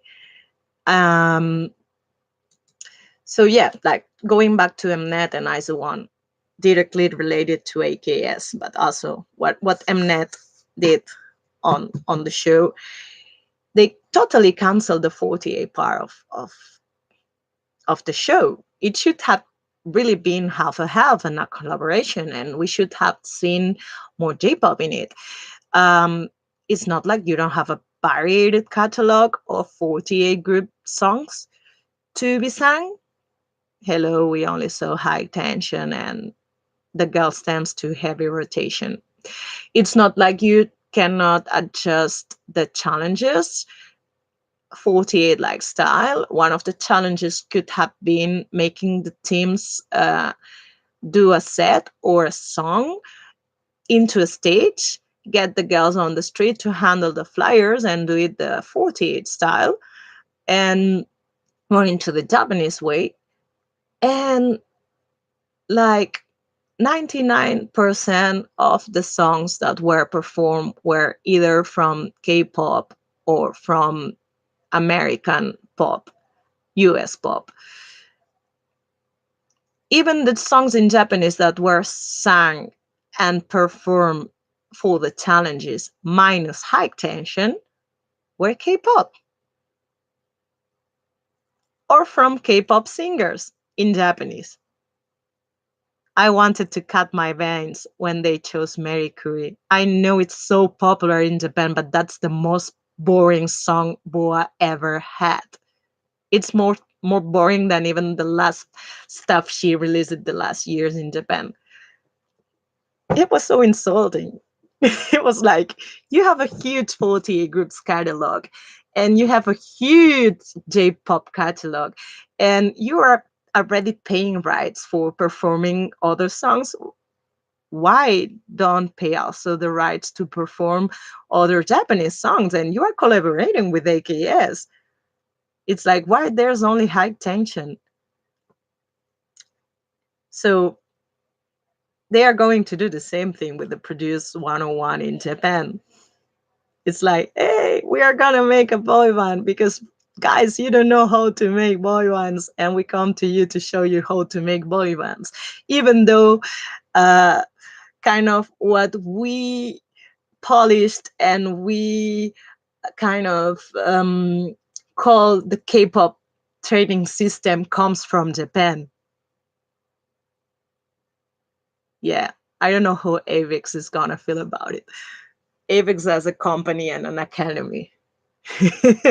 Which yeah, what I'm saying is, like, if you come to a new um K-pop, of course, starts on the mid late 1980s. Most people place it on the 1990s, of course, and we have a period of time, but the first real K-pop product as K-pop, as not something that's more like Seo Taiji and the boys, it's SM. People always say that SM literally invented K-pop, but they didn't do it alone. They did it with the help of AVEX. They went to Japan and they did a collaboration project with AVEX, and they not only had Boa training in the AVEX Academy, they had also done Banshiki training them. And they first did this experiment with Shinhwa because even Shinhwa themselves admitted that they knew all the way along that they were kind of a testing group to do something better later, which turned out to be Danbang Shinki. Before Shinhwa, there was another group too. Um, so it's like, yeah, I know that Rising Pro hasn't launched a boy group in decades. I know it. But it's not just to LDH. Anybody that follows me knows that I'm a huge LDH fan. It's not just about LDH. Forget about LDH. Like, we can ignore Johnny's.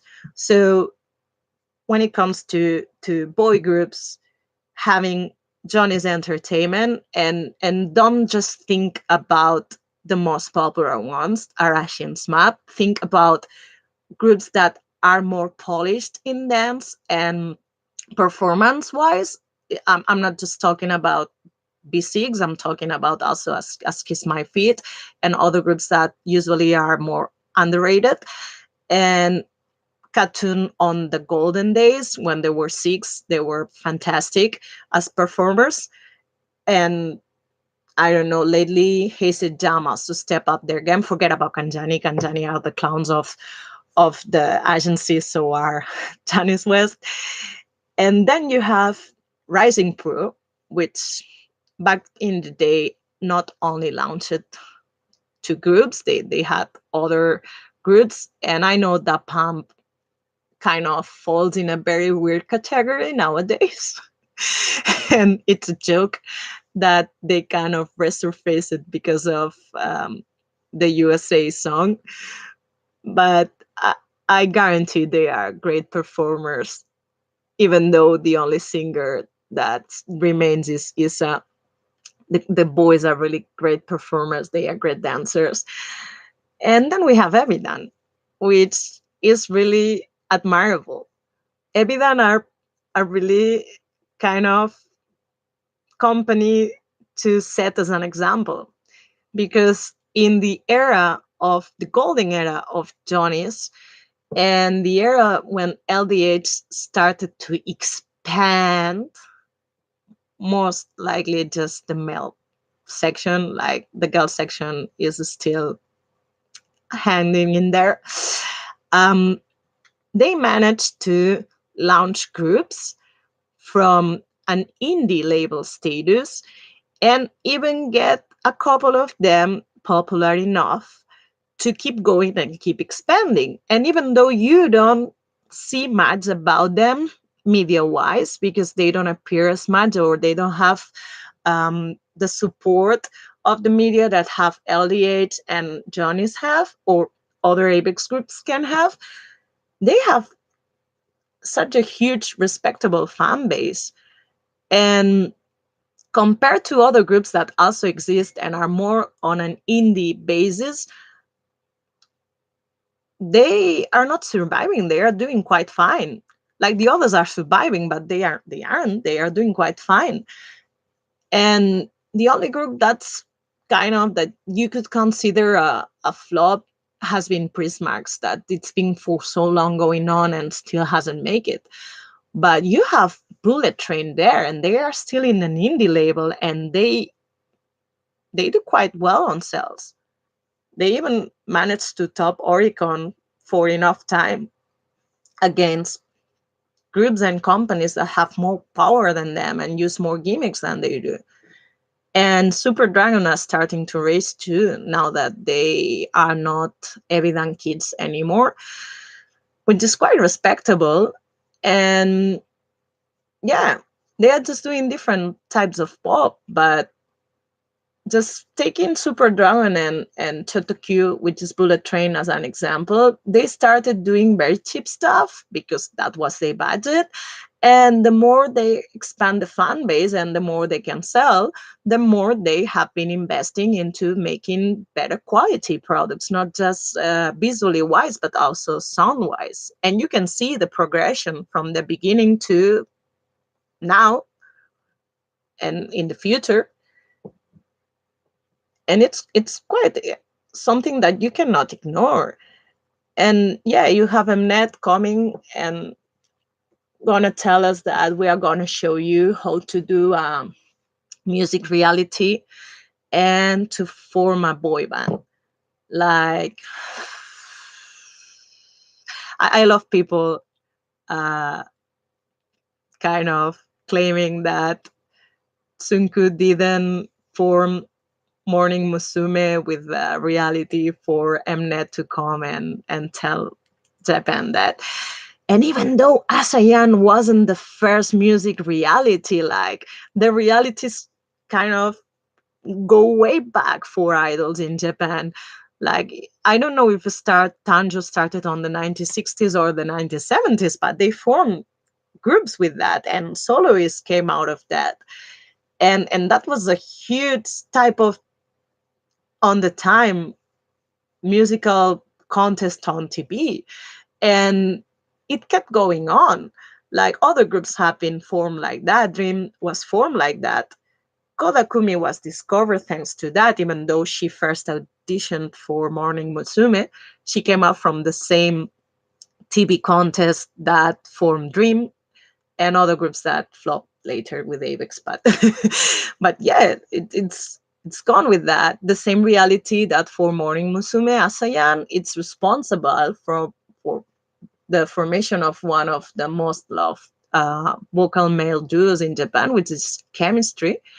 And Atsushi, the singer from Exile, comes from that reality. I don't think they can comment it to anybody anything. And going back to why people kind of compare the produced shows to AKS, somebody told me that "Hey, it's not even related. They're talking about the Susenkyo. Like fans have been accusing Mnet from day one that they were copying the AKS system for the show, and in some ways they do, but also kind of all the school uniform image and all that school type girl image completely comes from the Japanese idol culture, and it goes way back to Onyanko Club. Like that's the starting point. They also had a TV show. It wasn't a reality per se, but they also had a TV show. So yeah, like it's gonna be something I don't look forward to. I look forward for it to flop big time, even though it won't, because there's a big enough client target in Japan right now that consumes K-pop, and it's not married women anymore. It's a lot of teenagers.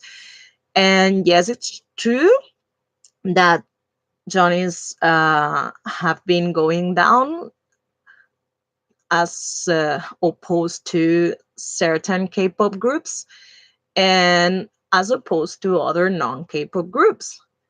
Like, I don't think the market is still big enough. It's the second biggest musical market, but in terms of satisfying and fan bases, the market is not still big enough, or people are not still open-minded enough to discover or to support groups that go beyond what media pushes into them, like the big companies, the ones that can pay billboards and put them there, or just get you the free ticket to perform on music station like shows.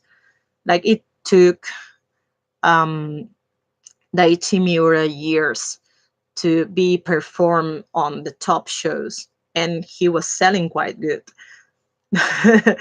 uh, what to say about other types of performers and singers and acts. And I want to remember people that to remind people that it's not just down to LDH to have different type of girl groups, not just idol type groups, but usually those groups don't go anywhere because they don't have the needed enough support, even if they are in AVEX, because AVEX keeps doing groups that are not in that kind of idol market type, and it's always hard for them to survive. So yes, going back to AKS and the backlash that Maho's case can have for them, it could be a turning point, because Sakamichi has already taken over. I said that a couple of podcasts before, that right now, if you ask me, Sakamichi is more popular in Japan, and Maho's case sort of helped to put the final nail in the coffin for a lot of general audiences, most likely, not fans, not kind of detailed fans, people that strictly follow Sakamichi or 48 groups, but people that can just sit and watch music station and know a little bit of every popular group or soloist or performer. It just, this kind of, if AKB was in a very bad position because most of the left popular members are graduating and will graduate in the next few months, having the NGT48 scandal tarnish the image, but also get people and the public opinion demanding for the group to not perform if certain members from certain group also appear in the performance, and blah blah blah blah. It's a turning point for other groups to surface. But what's the problem? The problem is kind of the spot is already taken. So probably what we will see is AKB48 and the other sister groups in Japan fade away or fall into a niche. Let's see if the size of the niche is as big as the current Hello Project ones, or if they even fall farther. I want to remember that Morning Musume had a number one hit song recently, and it had been a decade or since the last single. I don't remember right now well, but that was kind of significant because that means that the current generation, even though I think one of the members graduated recently, um, it's doing quite fine despite of the huge shadow AKB and Sakamichi can still have on them. That's obvious. That the decline of Morning Musume also overlap with the rise of AKB48. So yeah, it's it's a moment of change probably, and AKS just kind of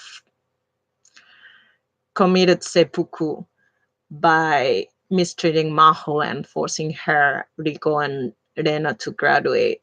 I just hope that if you guys just want to kind of cut your support to them, you just don't disregard all the members and remember, which of course probably you do, that you are just cutting because you know at the end of the day AKS is the one to get the money, but the girls probably will suffer too. The situation that comes to my mind is with the other 48 groups, the expelled ones, like Star 48 recently disbanded two or three of the, I think it was three of the groups because they were quickly made it, and two of them were into regions that were in financial recession already. So of course they were making no money, but suddenly they just disband the groups, and because Star 48 does things even worse than AKS can do. Go figure. Yeah, actually, it can happen. People can do things worse than AKS. Um, they just relocated the members. They thought that they could still sell something, and they just dismissed the ones that they weren't able or willing to relocate into the other remaining groups. So that could happen to AKS if fans decide to boycott and hugely harm them. We don't know if kind of opposite thinking fans will decide to keep book buying and keep buying huge piles of CDs in order to prevent that to happen. It could happen. We've seen a lot of bizarre things with AKB and the way fans spend their money. But yeah, like if you decide to cut once and for all, you please don't hate the remaining girls, the ones that doesn't have anything to do with the group. As I said, some of them decided to speak out on it, some didn't. To me, the ones that did matter were the ones with enough seniority. Those were the members that had to speak on it. No, don't do that. There was a fan that did that, and that's so bad.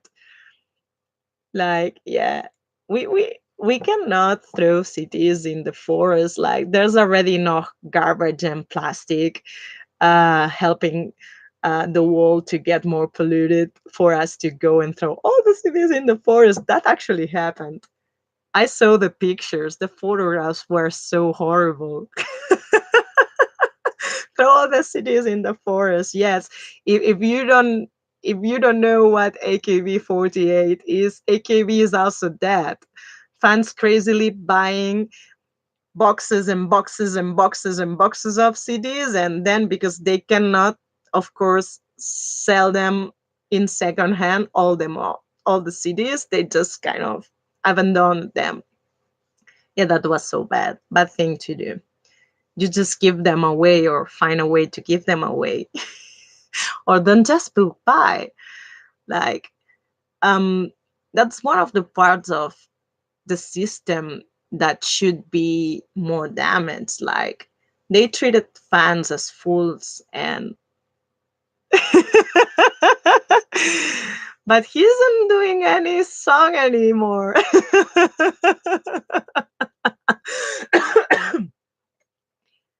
had one song and that one song only. And I think he appeared in someone's video doing a collaboration. I don't know. That was so that was so bad. Okay, so as I said, one of the things that should be more obvious once fans decide to take action and don't spend their money anymore in AKS should be that, like, differences in sales should be clear. Yeah, that way you won't buy any. Yes, if you don't like any other groups, of course you won't spend the money in any other groups. um I'm not buying CDs for a while, but because I don't have space to put them. But yeah, if I had to buy anything directly, straightly AKS related, like, well, I was waiting for NGT to have an album because I liked the songs. I still like the songs, but I'm not gonna listen to those songs anymore. And if an album ever pops up with with the singles, the previous singles and new songs, I'm not gonna buy it. I won't. And I'm not gonna buy anything AKB48 related either. It's like, if I had to go now to an AKB48 fest, I would hugely consider about it, even though it involves a 90% of the overseas groups, of course. But I would hugely consider about it. Like, it's so bad what they did. It really makes me upset. Like, you will force yourself to not jam anymore to the whatever songs they are gonna release from now onwards, because you are just gonna try to ignore whatever they release, which sometimes is not easy to do, because one way or another it will pop out in whatever social network. If you are lucky and you can travel to Japan often or not, or you just go in there on a vacation and you go to convenience stores or whatever other shop, maybe you end up listening to the songs. Like, that's how Kiboteki Refrain got stuck into my head. I was in a vacation at the time it was being promoted, and I hadn't been in Japan for 9 years or so. And suddenly I had the money, so I went. And wherever I go, Kibuteki Refrain was playing. And it's not like I was watching the video, or I buy the single and I was playing it again and again and again and again and again, but it got stuck in my head. So yeah, sometimes you cannot avoid listening to whatever stuff they release, but it's just making the gesture of not sharing the link, the official link or unofficial link, and encouraging people to give a listen to it. Same way I don't encourage people to watch and follow the produced version for Japan. Like, I will be curious. Of course, I'm curious. I want to see how they will proceed with the show. As I compare with the Produce 48, which was hugely disappointing, the whole structure. I'm not talking about the editing. The editing is always crap. They just want you to highlight some members and make some members kind of be shown as they were really bad people, and it's so manipulated that sucks. No, I'm talking about how they do the structure and how they kind of construct the challenges, like how they completely ignored J-pop and 48 culture, how how much they have on the catalog to play with and to mix it with wherever K-pop has been doing the last 20 years, which I would take in consideration if I'm talking about K-pop. Most likely, I will talk about the last 20 years, and probably and more specifically from the year 2004 to the year 2008, and then from 2009 until probably up 2 years ago, and now we are on a completely brand new era, even though some groups are in between. But yeah, like, mm, what are they gonna do with Japan? I don't know. I want you guys, when you tweet about it, to tell me which songs will they perform on the show. Knowing Mnet, if Mnet is in complete charge of developing the show, probably 99% of the songs will be K-pop versions or J-pop songs from K-pop groups. Disregarding again all the huge and catalog you have from J-pop. And the other 1% will be American pop, probably. I really don't expect to see truly J-pop and J-pop shows. Yeah, I'm not. Yeah, it is, and the awards are a joke too. I know. I know. People have been complaining a lot, and one of my, it's not favorite company per se, but it's the company that produces the K-pop idols I like the most, Pledis. It's now hugely Mnet related, but yeah, it's still a joke. The mamas are still a huge joke of a show, especially because they call Asian awards and it's 99% K-pop, and the other 101% is wherever they decide to pay attention the year that year. Yeah, the thing is, it's been like that forever. I remember the time they invited Aimi, which is a group that disappeared, sadly. Well, that year it was their turn. Let's pay attention to this Taiwanese group. And I don't know, maybe this year they will pay attention to Thai pop or wherever they want to. They just invite groups there to keep reminding people that K-pop is superior, which is an idea I don't share. K-pop is K-pop, and the other Asian pops are wherever they want to be. And especially that, like, Mnet is a joke. I'm really afraid on that show too. I'm not looking forward to it because I don't like the idea of what they will provoke with that, which is probably similar to what happened with Produce 48. I liked the idea of what it could have been, and as the show went on, the less I liked it what was happening, especially because there was suddenly a lot of people misunderstanding what AKB48 was. Even if they thought it was good, they were still misunderstanding it. And kind of the final lineup members, um I'm talking about those YouTube videos saying that, oh, the tough path that Yabuki Nako had to follow to make her dreams come true, or Murase Sai. Like, yeah, guys, in the end, the three girls that were chosen were three of the most popular girls on their own respective 48 groups, which not combined on their own already oversell most of the K-pop girl groups right now,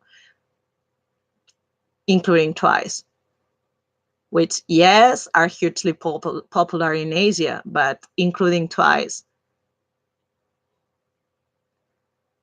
well, that's what's sad, of course, and that was where most people, non 48 fans that were kind of following or getting glimpses of the show on the social networks, were saying, like, not even idols are all idols in Japan are supposed to be like AKB.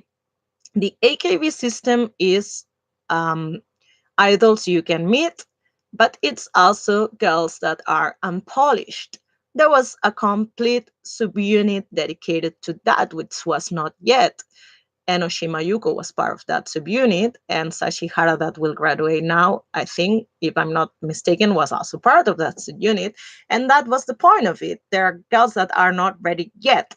They are not there yet. They are developing. And that's the idea with AKB. You watch the girls grow. And it's a concept. And it was a concept with other groups, but not all the groups are like this. Like I followed different groups on the years, and they different.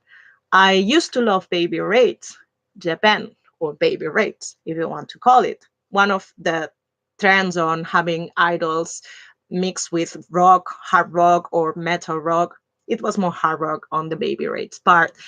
And they focused a lot on singing. And yeah, they dance less. And they were certainly not that much unpolished. They were a little bit more polished. AVEX usually has idols that have been training on their academy. And I want to remind that I said before, that's the system SM copied. And eventually the other K-pop companies copied to have their idols perfected. The only difference is that in South Korea, you have idols training till late night hours, and in Japan, that won't happen. They aren't obsessed with having coordination. It's more a thing about performing and expressing yourself. And that's the thing that most idols that follow the 48 system, um, in the terms of unpolished idols and artists, if you want to say artists, or people that still call them idols, like the LDH one or the Rising Pro ones, or even not strictly boy or girl groups like TRF or Globe, which were more like dance groups with a DJ and a performer and a singer, a few performers and a singer.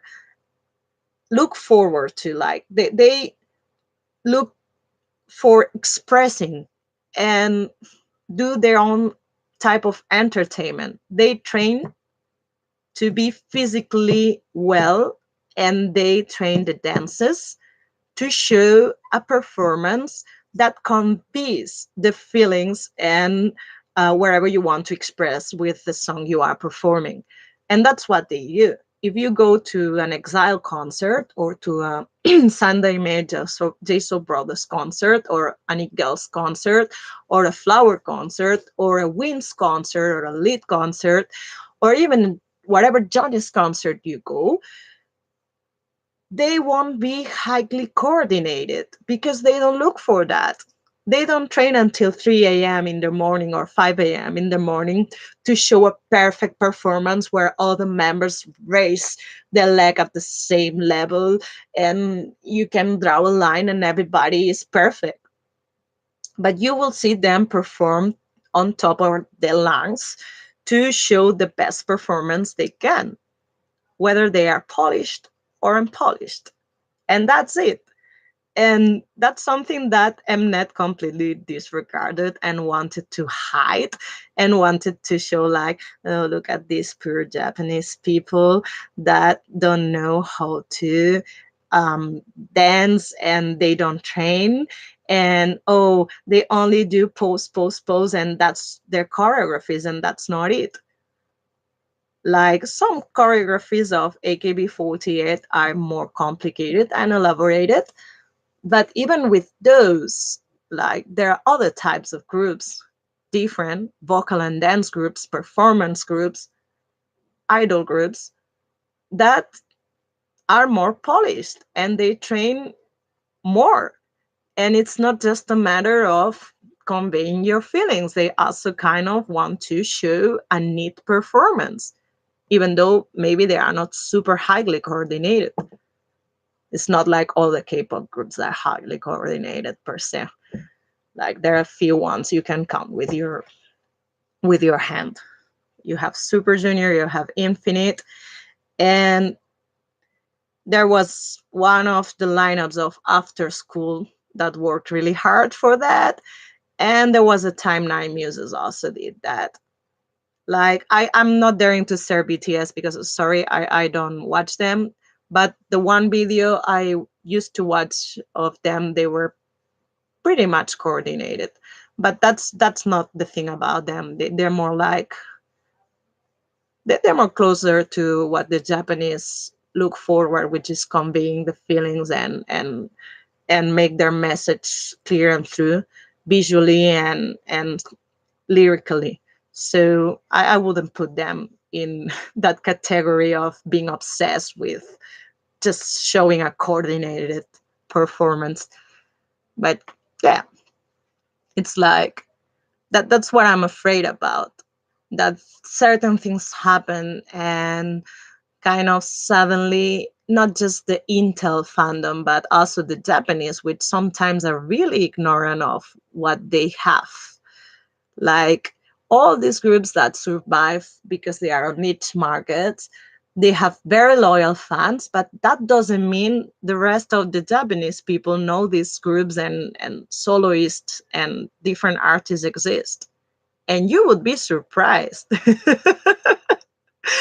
that suddenly you just playing something and they ask you if that is K-pop, what you're playing, and maybe it's something that's from 15 years ago before K-pop was what K-pop is right now, and it's Japanese. And that would happen right now. That even more, the J-pop groups have been obviously influenced by two of the K-pop Hallyu waves.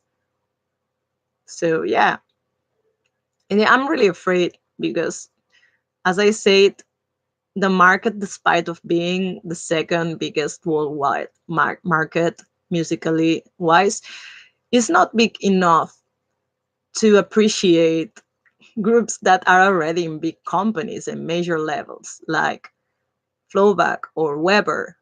I'm afraid because cubers that have been in an indie label up till now are about to make their major debut, and that could kill them, like it killed Bright in the end. Eventually, Bright was a high, top-notch vocal and dance performance group, and it was so underrated, even though they had high-profile production behind them.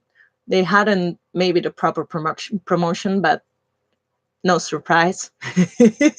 When you analyze Avex's history on how they handled and promoted the girl groups, you can start crying and you wouldn't stop for a year or two.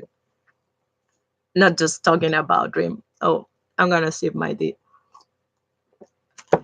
So yeah, that could happen. That the market is not big enough, and suddenly one group that can potentially have all the media attention, I don't know which TV channel is going to broadcast this. I read about the show, but I still haven't seen if it's gonna be on cable TV or it's gonna be accessible to all Japanese people that have a TV, or just those that pay the cable TV. That could make a difference. Like the Japanese are really religious in the way they watch their TV shows and their music shows. That's why music stations still matter so much, and that's why most of the times we get mad when we see certain people getting a free pass to perform on music station and others don't, and certain companies to have this free pass and others don't. Yeah, so I really don't know. The situation is really precarious for any type of boy band that it isn't certain Johnnies. I want to remind people that not all the Johnnies are blessed by um, having huge fan bases. Some are still relegated to small halls or middle halls. And I don't know, maybe Exile and Sunday Magic. So Brothers, I think Generations expanded a little bit their fan base. And of course, Wins. Wins are a group to admire and to take in consideration. Just the single fact Mnet is going to pretend they are gonna teach Japan how to make a boy band is such a huge disrespect to Wins itself. It hurts. It really hurts. Like, of course, it's a disrespect to the other bands, but if we talk on terms of vocal and dancing and do it in in a flawless, yeah, money talks.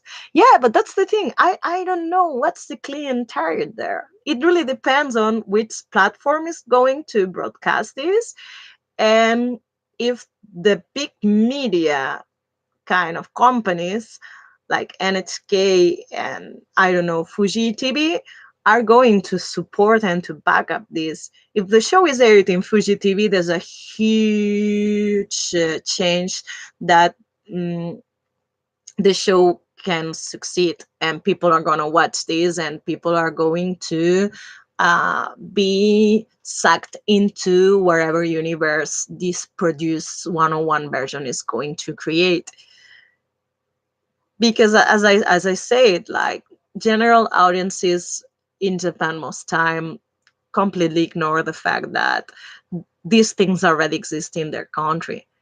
Like, there are groups that get completely overlooked and underrated because people are not following them, or they don't know about them, or they don't come across them. And it's easy because the billboards and the products in, I don't know, convenience stores or whatever endorsement you can have are already taken over by the ones that kind of have the monopoly in it. And thank goodness it's not just Johnny's monopoly anymore.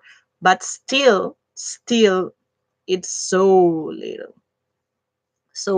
It's still like you have such a huge group like Bullet Train, like Chotokyu, still being indie and still working thanks to deals with retailers like HMV or yeah, it's crazy. And I don't know, it's weird. Ebidan has their own TV show, but it's not something that's widely known. It's a certain niche market, it's a certain type of audience. It's big enough for them to keep on the Ebidan machine going and having still Ebidan kids groups popping up, but it's still not big enough to compete face compete on one against Johnny's or even LDH. And the only reason why LDH managed to expand this widely with boy groups is because people don't believe there are straight competition to Johnny's.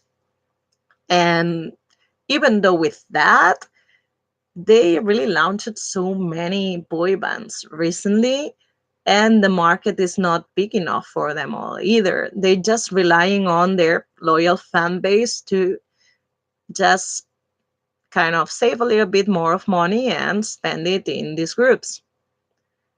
And you have the answer on how e-girls is going right now. Once they did the evolution and the most popular members left, fans some fans decided to boycott and cut their support on e-girls itself, and the group is not doing fine. And that's why they are doing a joint tour with the rest of the EG family that still performs, most them all minus Aya, minus Dream Aya. And that's why they're doing what they're doing, not releasing physically anymore, because they're flopping again. And it's sad because it took them like a decade or some to be to kind of come out with a successful girl group project that could benefit the other girl groups that were flopping hard, minus Happiness was doing the right thing at the time. They were indie at the beginning. So yeah, and it was a really tough era. I know AKB started rising at the time that most girl groups, idol and non-idol, were disappearing and they were flopping super hard. But wow, after all they went through, Like Eagles got that kind of general audience acceptance, but also this loyal fan base that was big enough for them to perform in arenas, not domes, but arenas. And now they are back to middle halls and releasing digitally. And I'm pretty sure Flower, I didn't check out the sales. I'm pretty sure they were fine, even though Shuka leaving was a big blow for the group. But people still can understand it was for health reasons. But for the rest, it's bad because happiness still cannot um, get through expanding their fan base or get through having a consistent and a solid album release. They can work fine on singles, but they don't work fine on album releases, and that's not good news for the J-pop overall market if you want varied products. Because when you have groups from companies like Avex, non-LDH related, that they just produce the groups but they never work fine on the promotion, or other minor companies, they just cannot survive. And in the last year and a half, a lot of idol and non-idol groups that survive thanks to a common niche. And it wasn't just a niche for releases, it was also a circuit of concerts and idol festivals and other festivals. They had been disbanding and labels had been dropping them because they don't work as they expect them to work.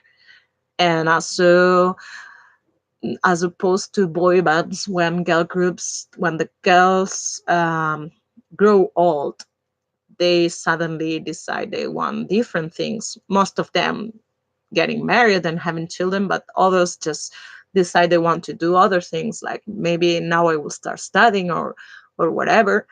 And it's still a barrier. And kind of like having girls flopping again, it's bad. And having this NGT48 situation that could eventually harm the whole 48 groups structure is also bad, because it means the game is reduced again to a certain type of groups, and that would be probably Sakamichi, as long as they can hold on to it. I want to also highlight the fact that Nogizaka probably will be fine, even though a lot of the popular girls are, are graduating. Hinata Saga should be fine. They are just redebuting now, and they have a solid fan base behind. But what about Keyaki Saga that are based on one ace? That's a problem. That's a lot of pressure. It showed already last year with Tetchi needing some time off. But it's like they cannot go on without her, and it's like no one else can take the ace place. And that's not good for a group that works with so many members and you pretend for the group to survive through the years. One of the good things AKS kind of achieved was getting girls almost on to their 30s, still being idols, and deciding to graduate for different reasons out of the usual ones.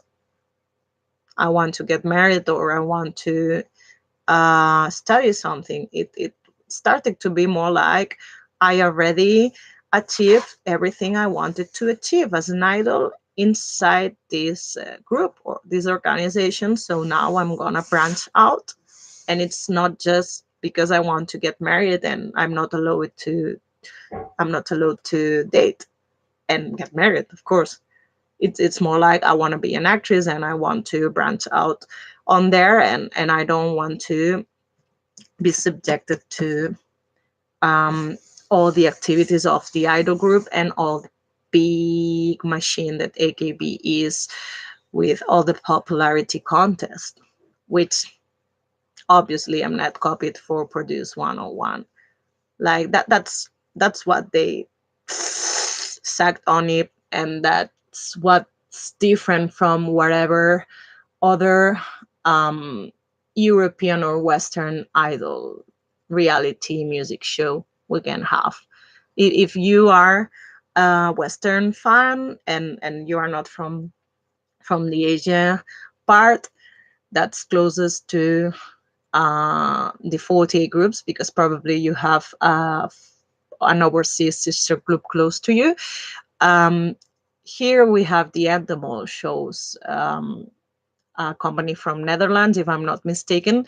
And most of us grew. I didn't grow up on them. I was already a teenager when we started having shows on from this company, but there's plenty of them on the Western countries, and some even transcended into some Asian countries.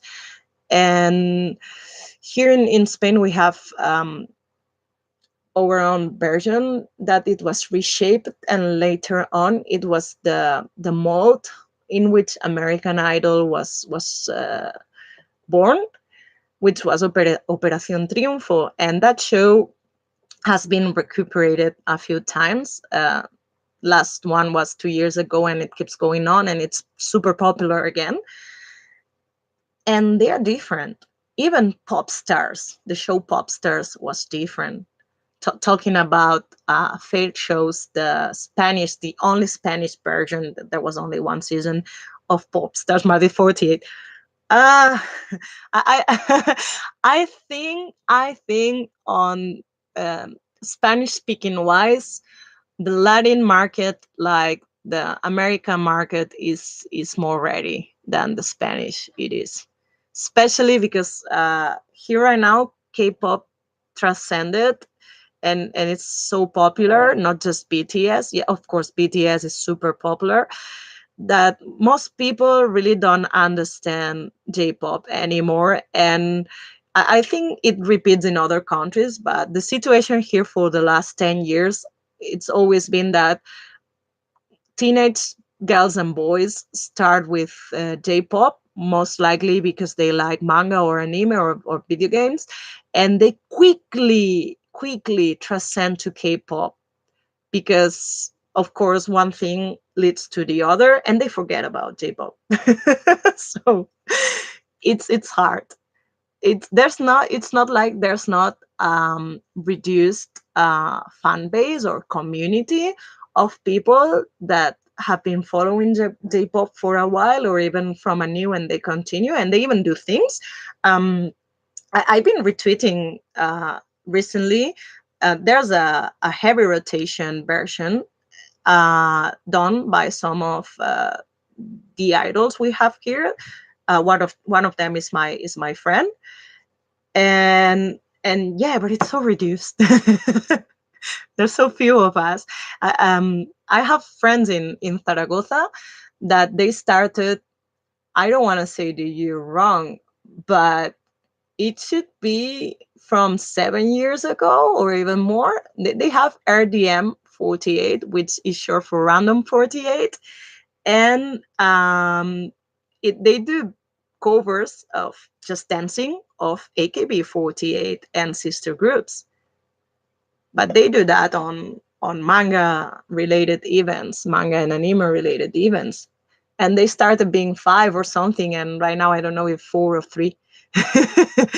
And they do it with all the love and all the passion of the world, but it's not something that gets enough followers, because of course K-pop overshadows everything. And we, like, if you see J-pop fans in the internet, especially on YouTube, on Twitter, we are always so defensive, and we are always upset about K-pop international fans coming to J-pop in an aggressive manner, or completely different, but still misunderstanding what J-pop is for certain things and such. And it's because of that because it overshadows, and by misunderstanding or being aggressive, misunderstanding too, you're just perpetrating these stereotypes that go on and on and on and on and on. And Produce 101 in Japan, it's gonna be such a huge channel to amplify that. It's going to be huge, especially if, as I am predicting, they kind of base everything, it's like everything on K-pop. Like it can be really, really bad. But yeah, the person that asked about Madrid 48, wow, that would be hard to happen right now. I see Mexico 48 happening before Madrid 48 happening at all. Like especially with Anin doing the TV show there. I don't know if it's still airing. I think it was already over, but I think she's still there because she's so involved with Mexican culture right now, pop culture right now, that she started a YouTube vlog and everything. And yay for her. But yeah, like I think places like Mexico, Peru, Argentina are more ready and more educated on what Japanese J-pop and idol culture is than Spain is. And even though we try to tell people about it, and to share what we know about it, and we teach each other and we learn from each other, when you find people that have been following.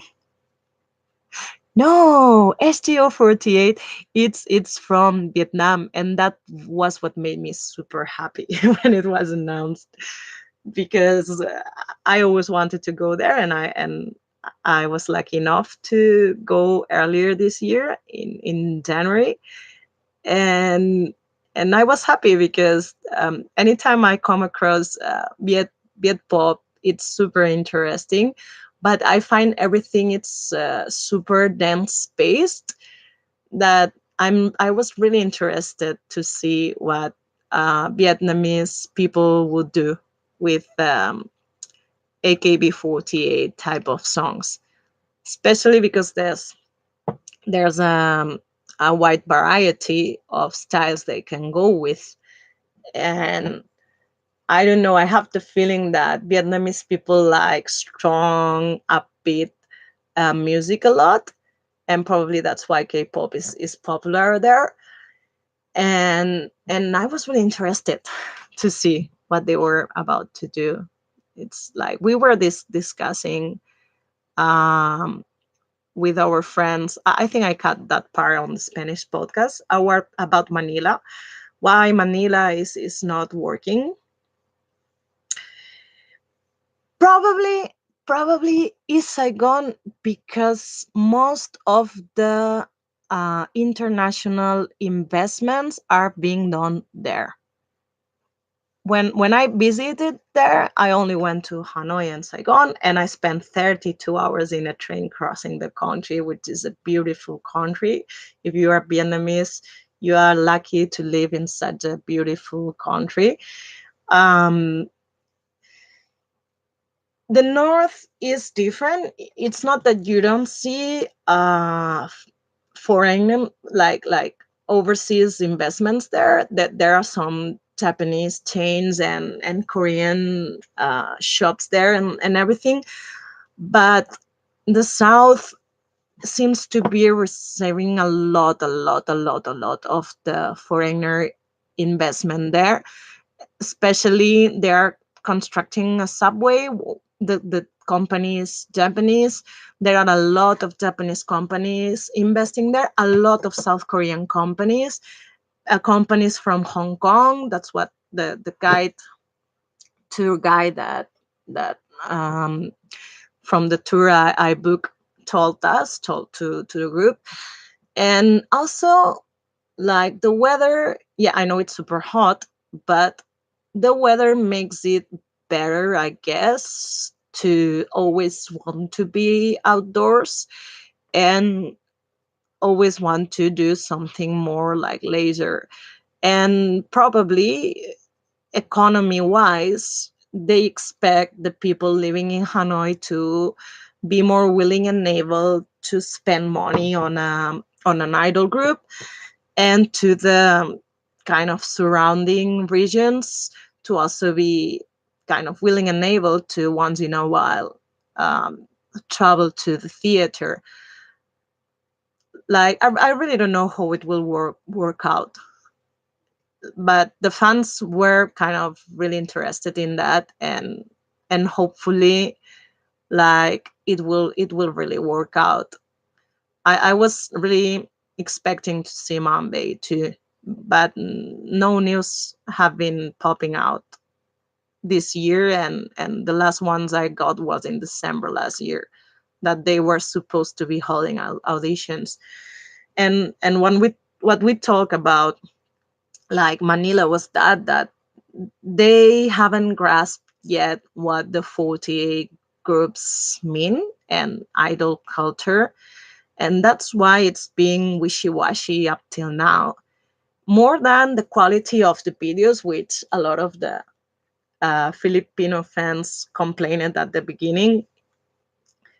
I think it was more important the fact that the company really needed to understand what part of the 48 groups they really could adjust to what Manila and Philippines as an overall can offer, and the girls too. I saw that on the festival.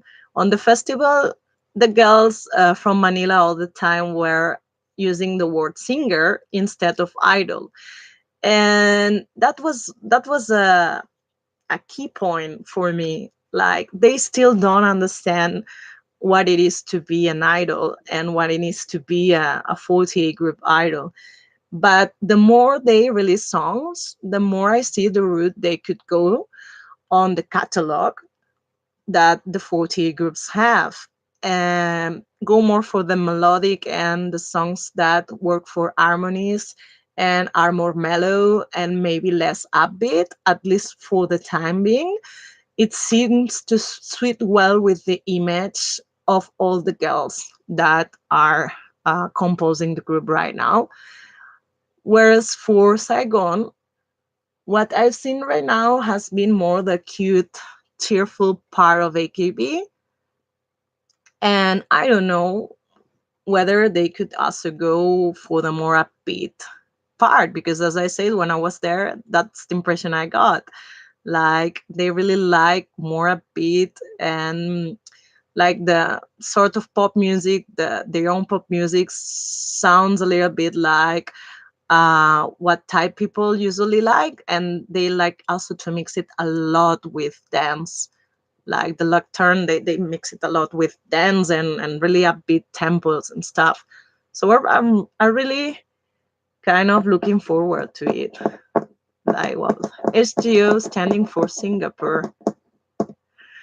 I don't think AKS can afford right now to expand their venture. Like the Nigata and the Mahohon case obviously has tarnished their image, and that has transcended overseas for sure.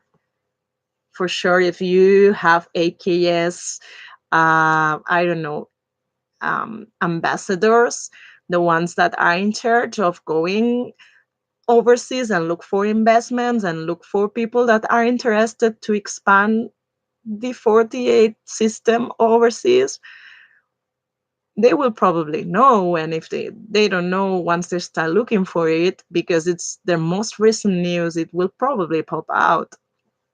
And depending on the values they have on that country, they may kind of be repelled by it and say, no, we don't want to have anything to do with the company that's been mishandling such a situation like that. So I don't know. It could be, could be, I don't know. It could be um, Singapore 48. I don't know. I would support it if it happened.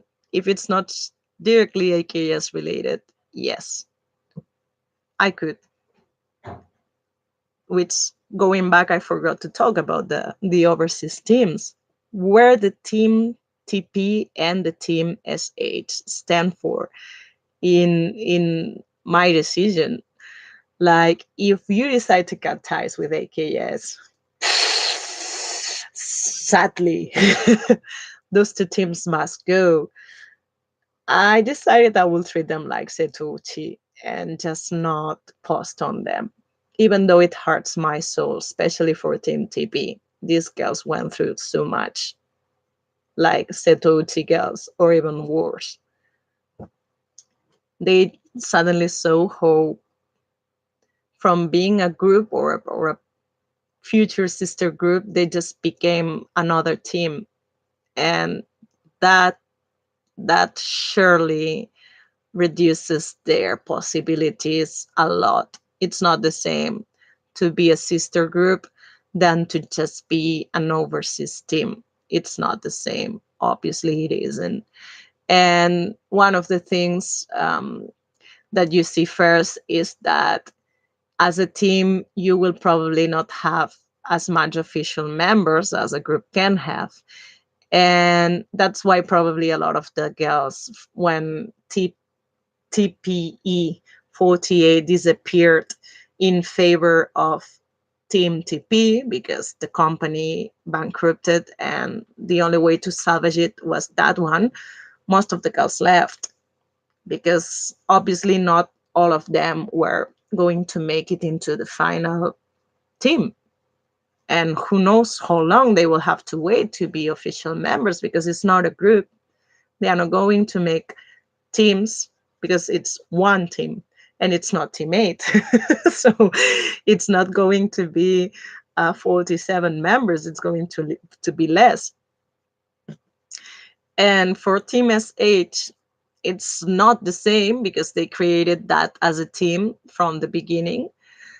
So yeah, they didn't go through a lot. Still, they're gonna go through a lot because they have to compete, to directly compete with the Star 48 groups, which I never stop um, supporting anyway. Well, like I don't dislike them. I just kind of understand that they didn't want to pay royalties to AKS, which I can understand the part of wanting your own songs.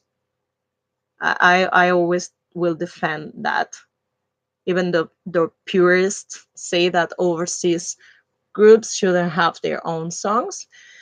I strongly believe they should, even if it's just one song a year, like one title track a year. It's an original song, because that's what the 48 groups magic should be about. That once you expand it overseas, you also get to see how that adjusts to the culture of the place you are adjusting it, and they are contributing back with their own songs, and that should be it. In terms of category, it's like by denying them the right to have their own songs. I know that Manila, no, Jakarta had one song and Bangkok had another song, but it wasn't really a group song. So they are subunit songs and a duo song, so it's not really a song from the group on its own, like a title track they are going to promote as Bangkok 48 or Jakarta 48. So that's a huge difference, and that puts the overseas group in a second rate category as opposed or compared to the Japanese sister groups. And it's unfair. It's unfair. Like, it's not upsetting as what AKS has done with Maho, of course. The level is completely different, but it's unfair. At the end of the day, they also have to survive and compete in their own country's market. So by denying them the possibilities to also have their own music and contribute with their own music into what is the 48 groups culture. You are just treating them like second rate groups.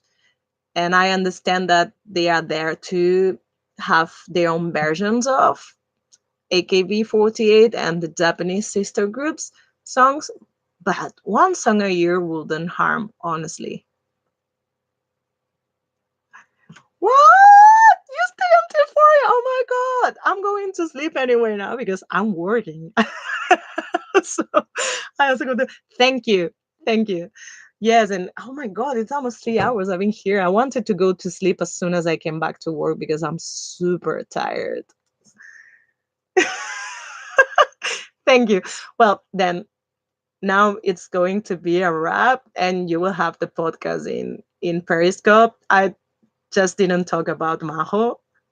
Thank you. Thank you so much. It was thank you and much love to the people from Indonesia. That's a place I want to visit someday too. So yeah. Okay, I'm gonna wrap now because we've been ranting about Maho at the beginning, but the last 1 hour and or 2 hours have been most likely talking about other K-pop related stuff or 40 groups related stuff. My wrap, I will say it once again. The most important thing is Maho was assaulted. That's it. Remember that wherever you decide to do as a fan or just a passerby, keep remembering that she was assaulted regardless of what AKS wanted you to believe. Thank you.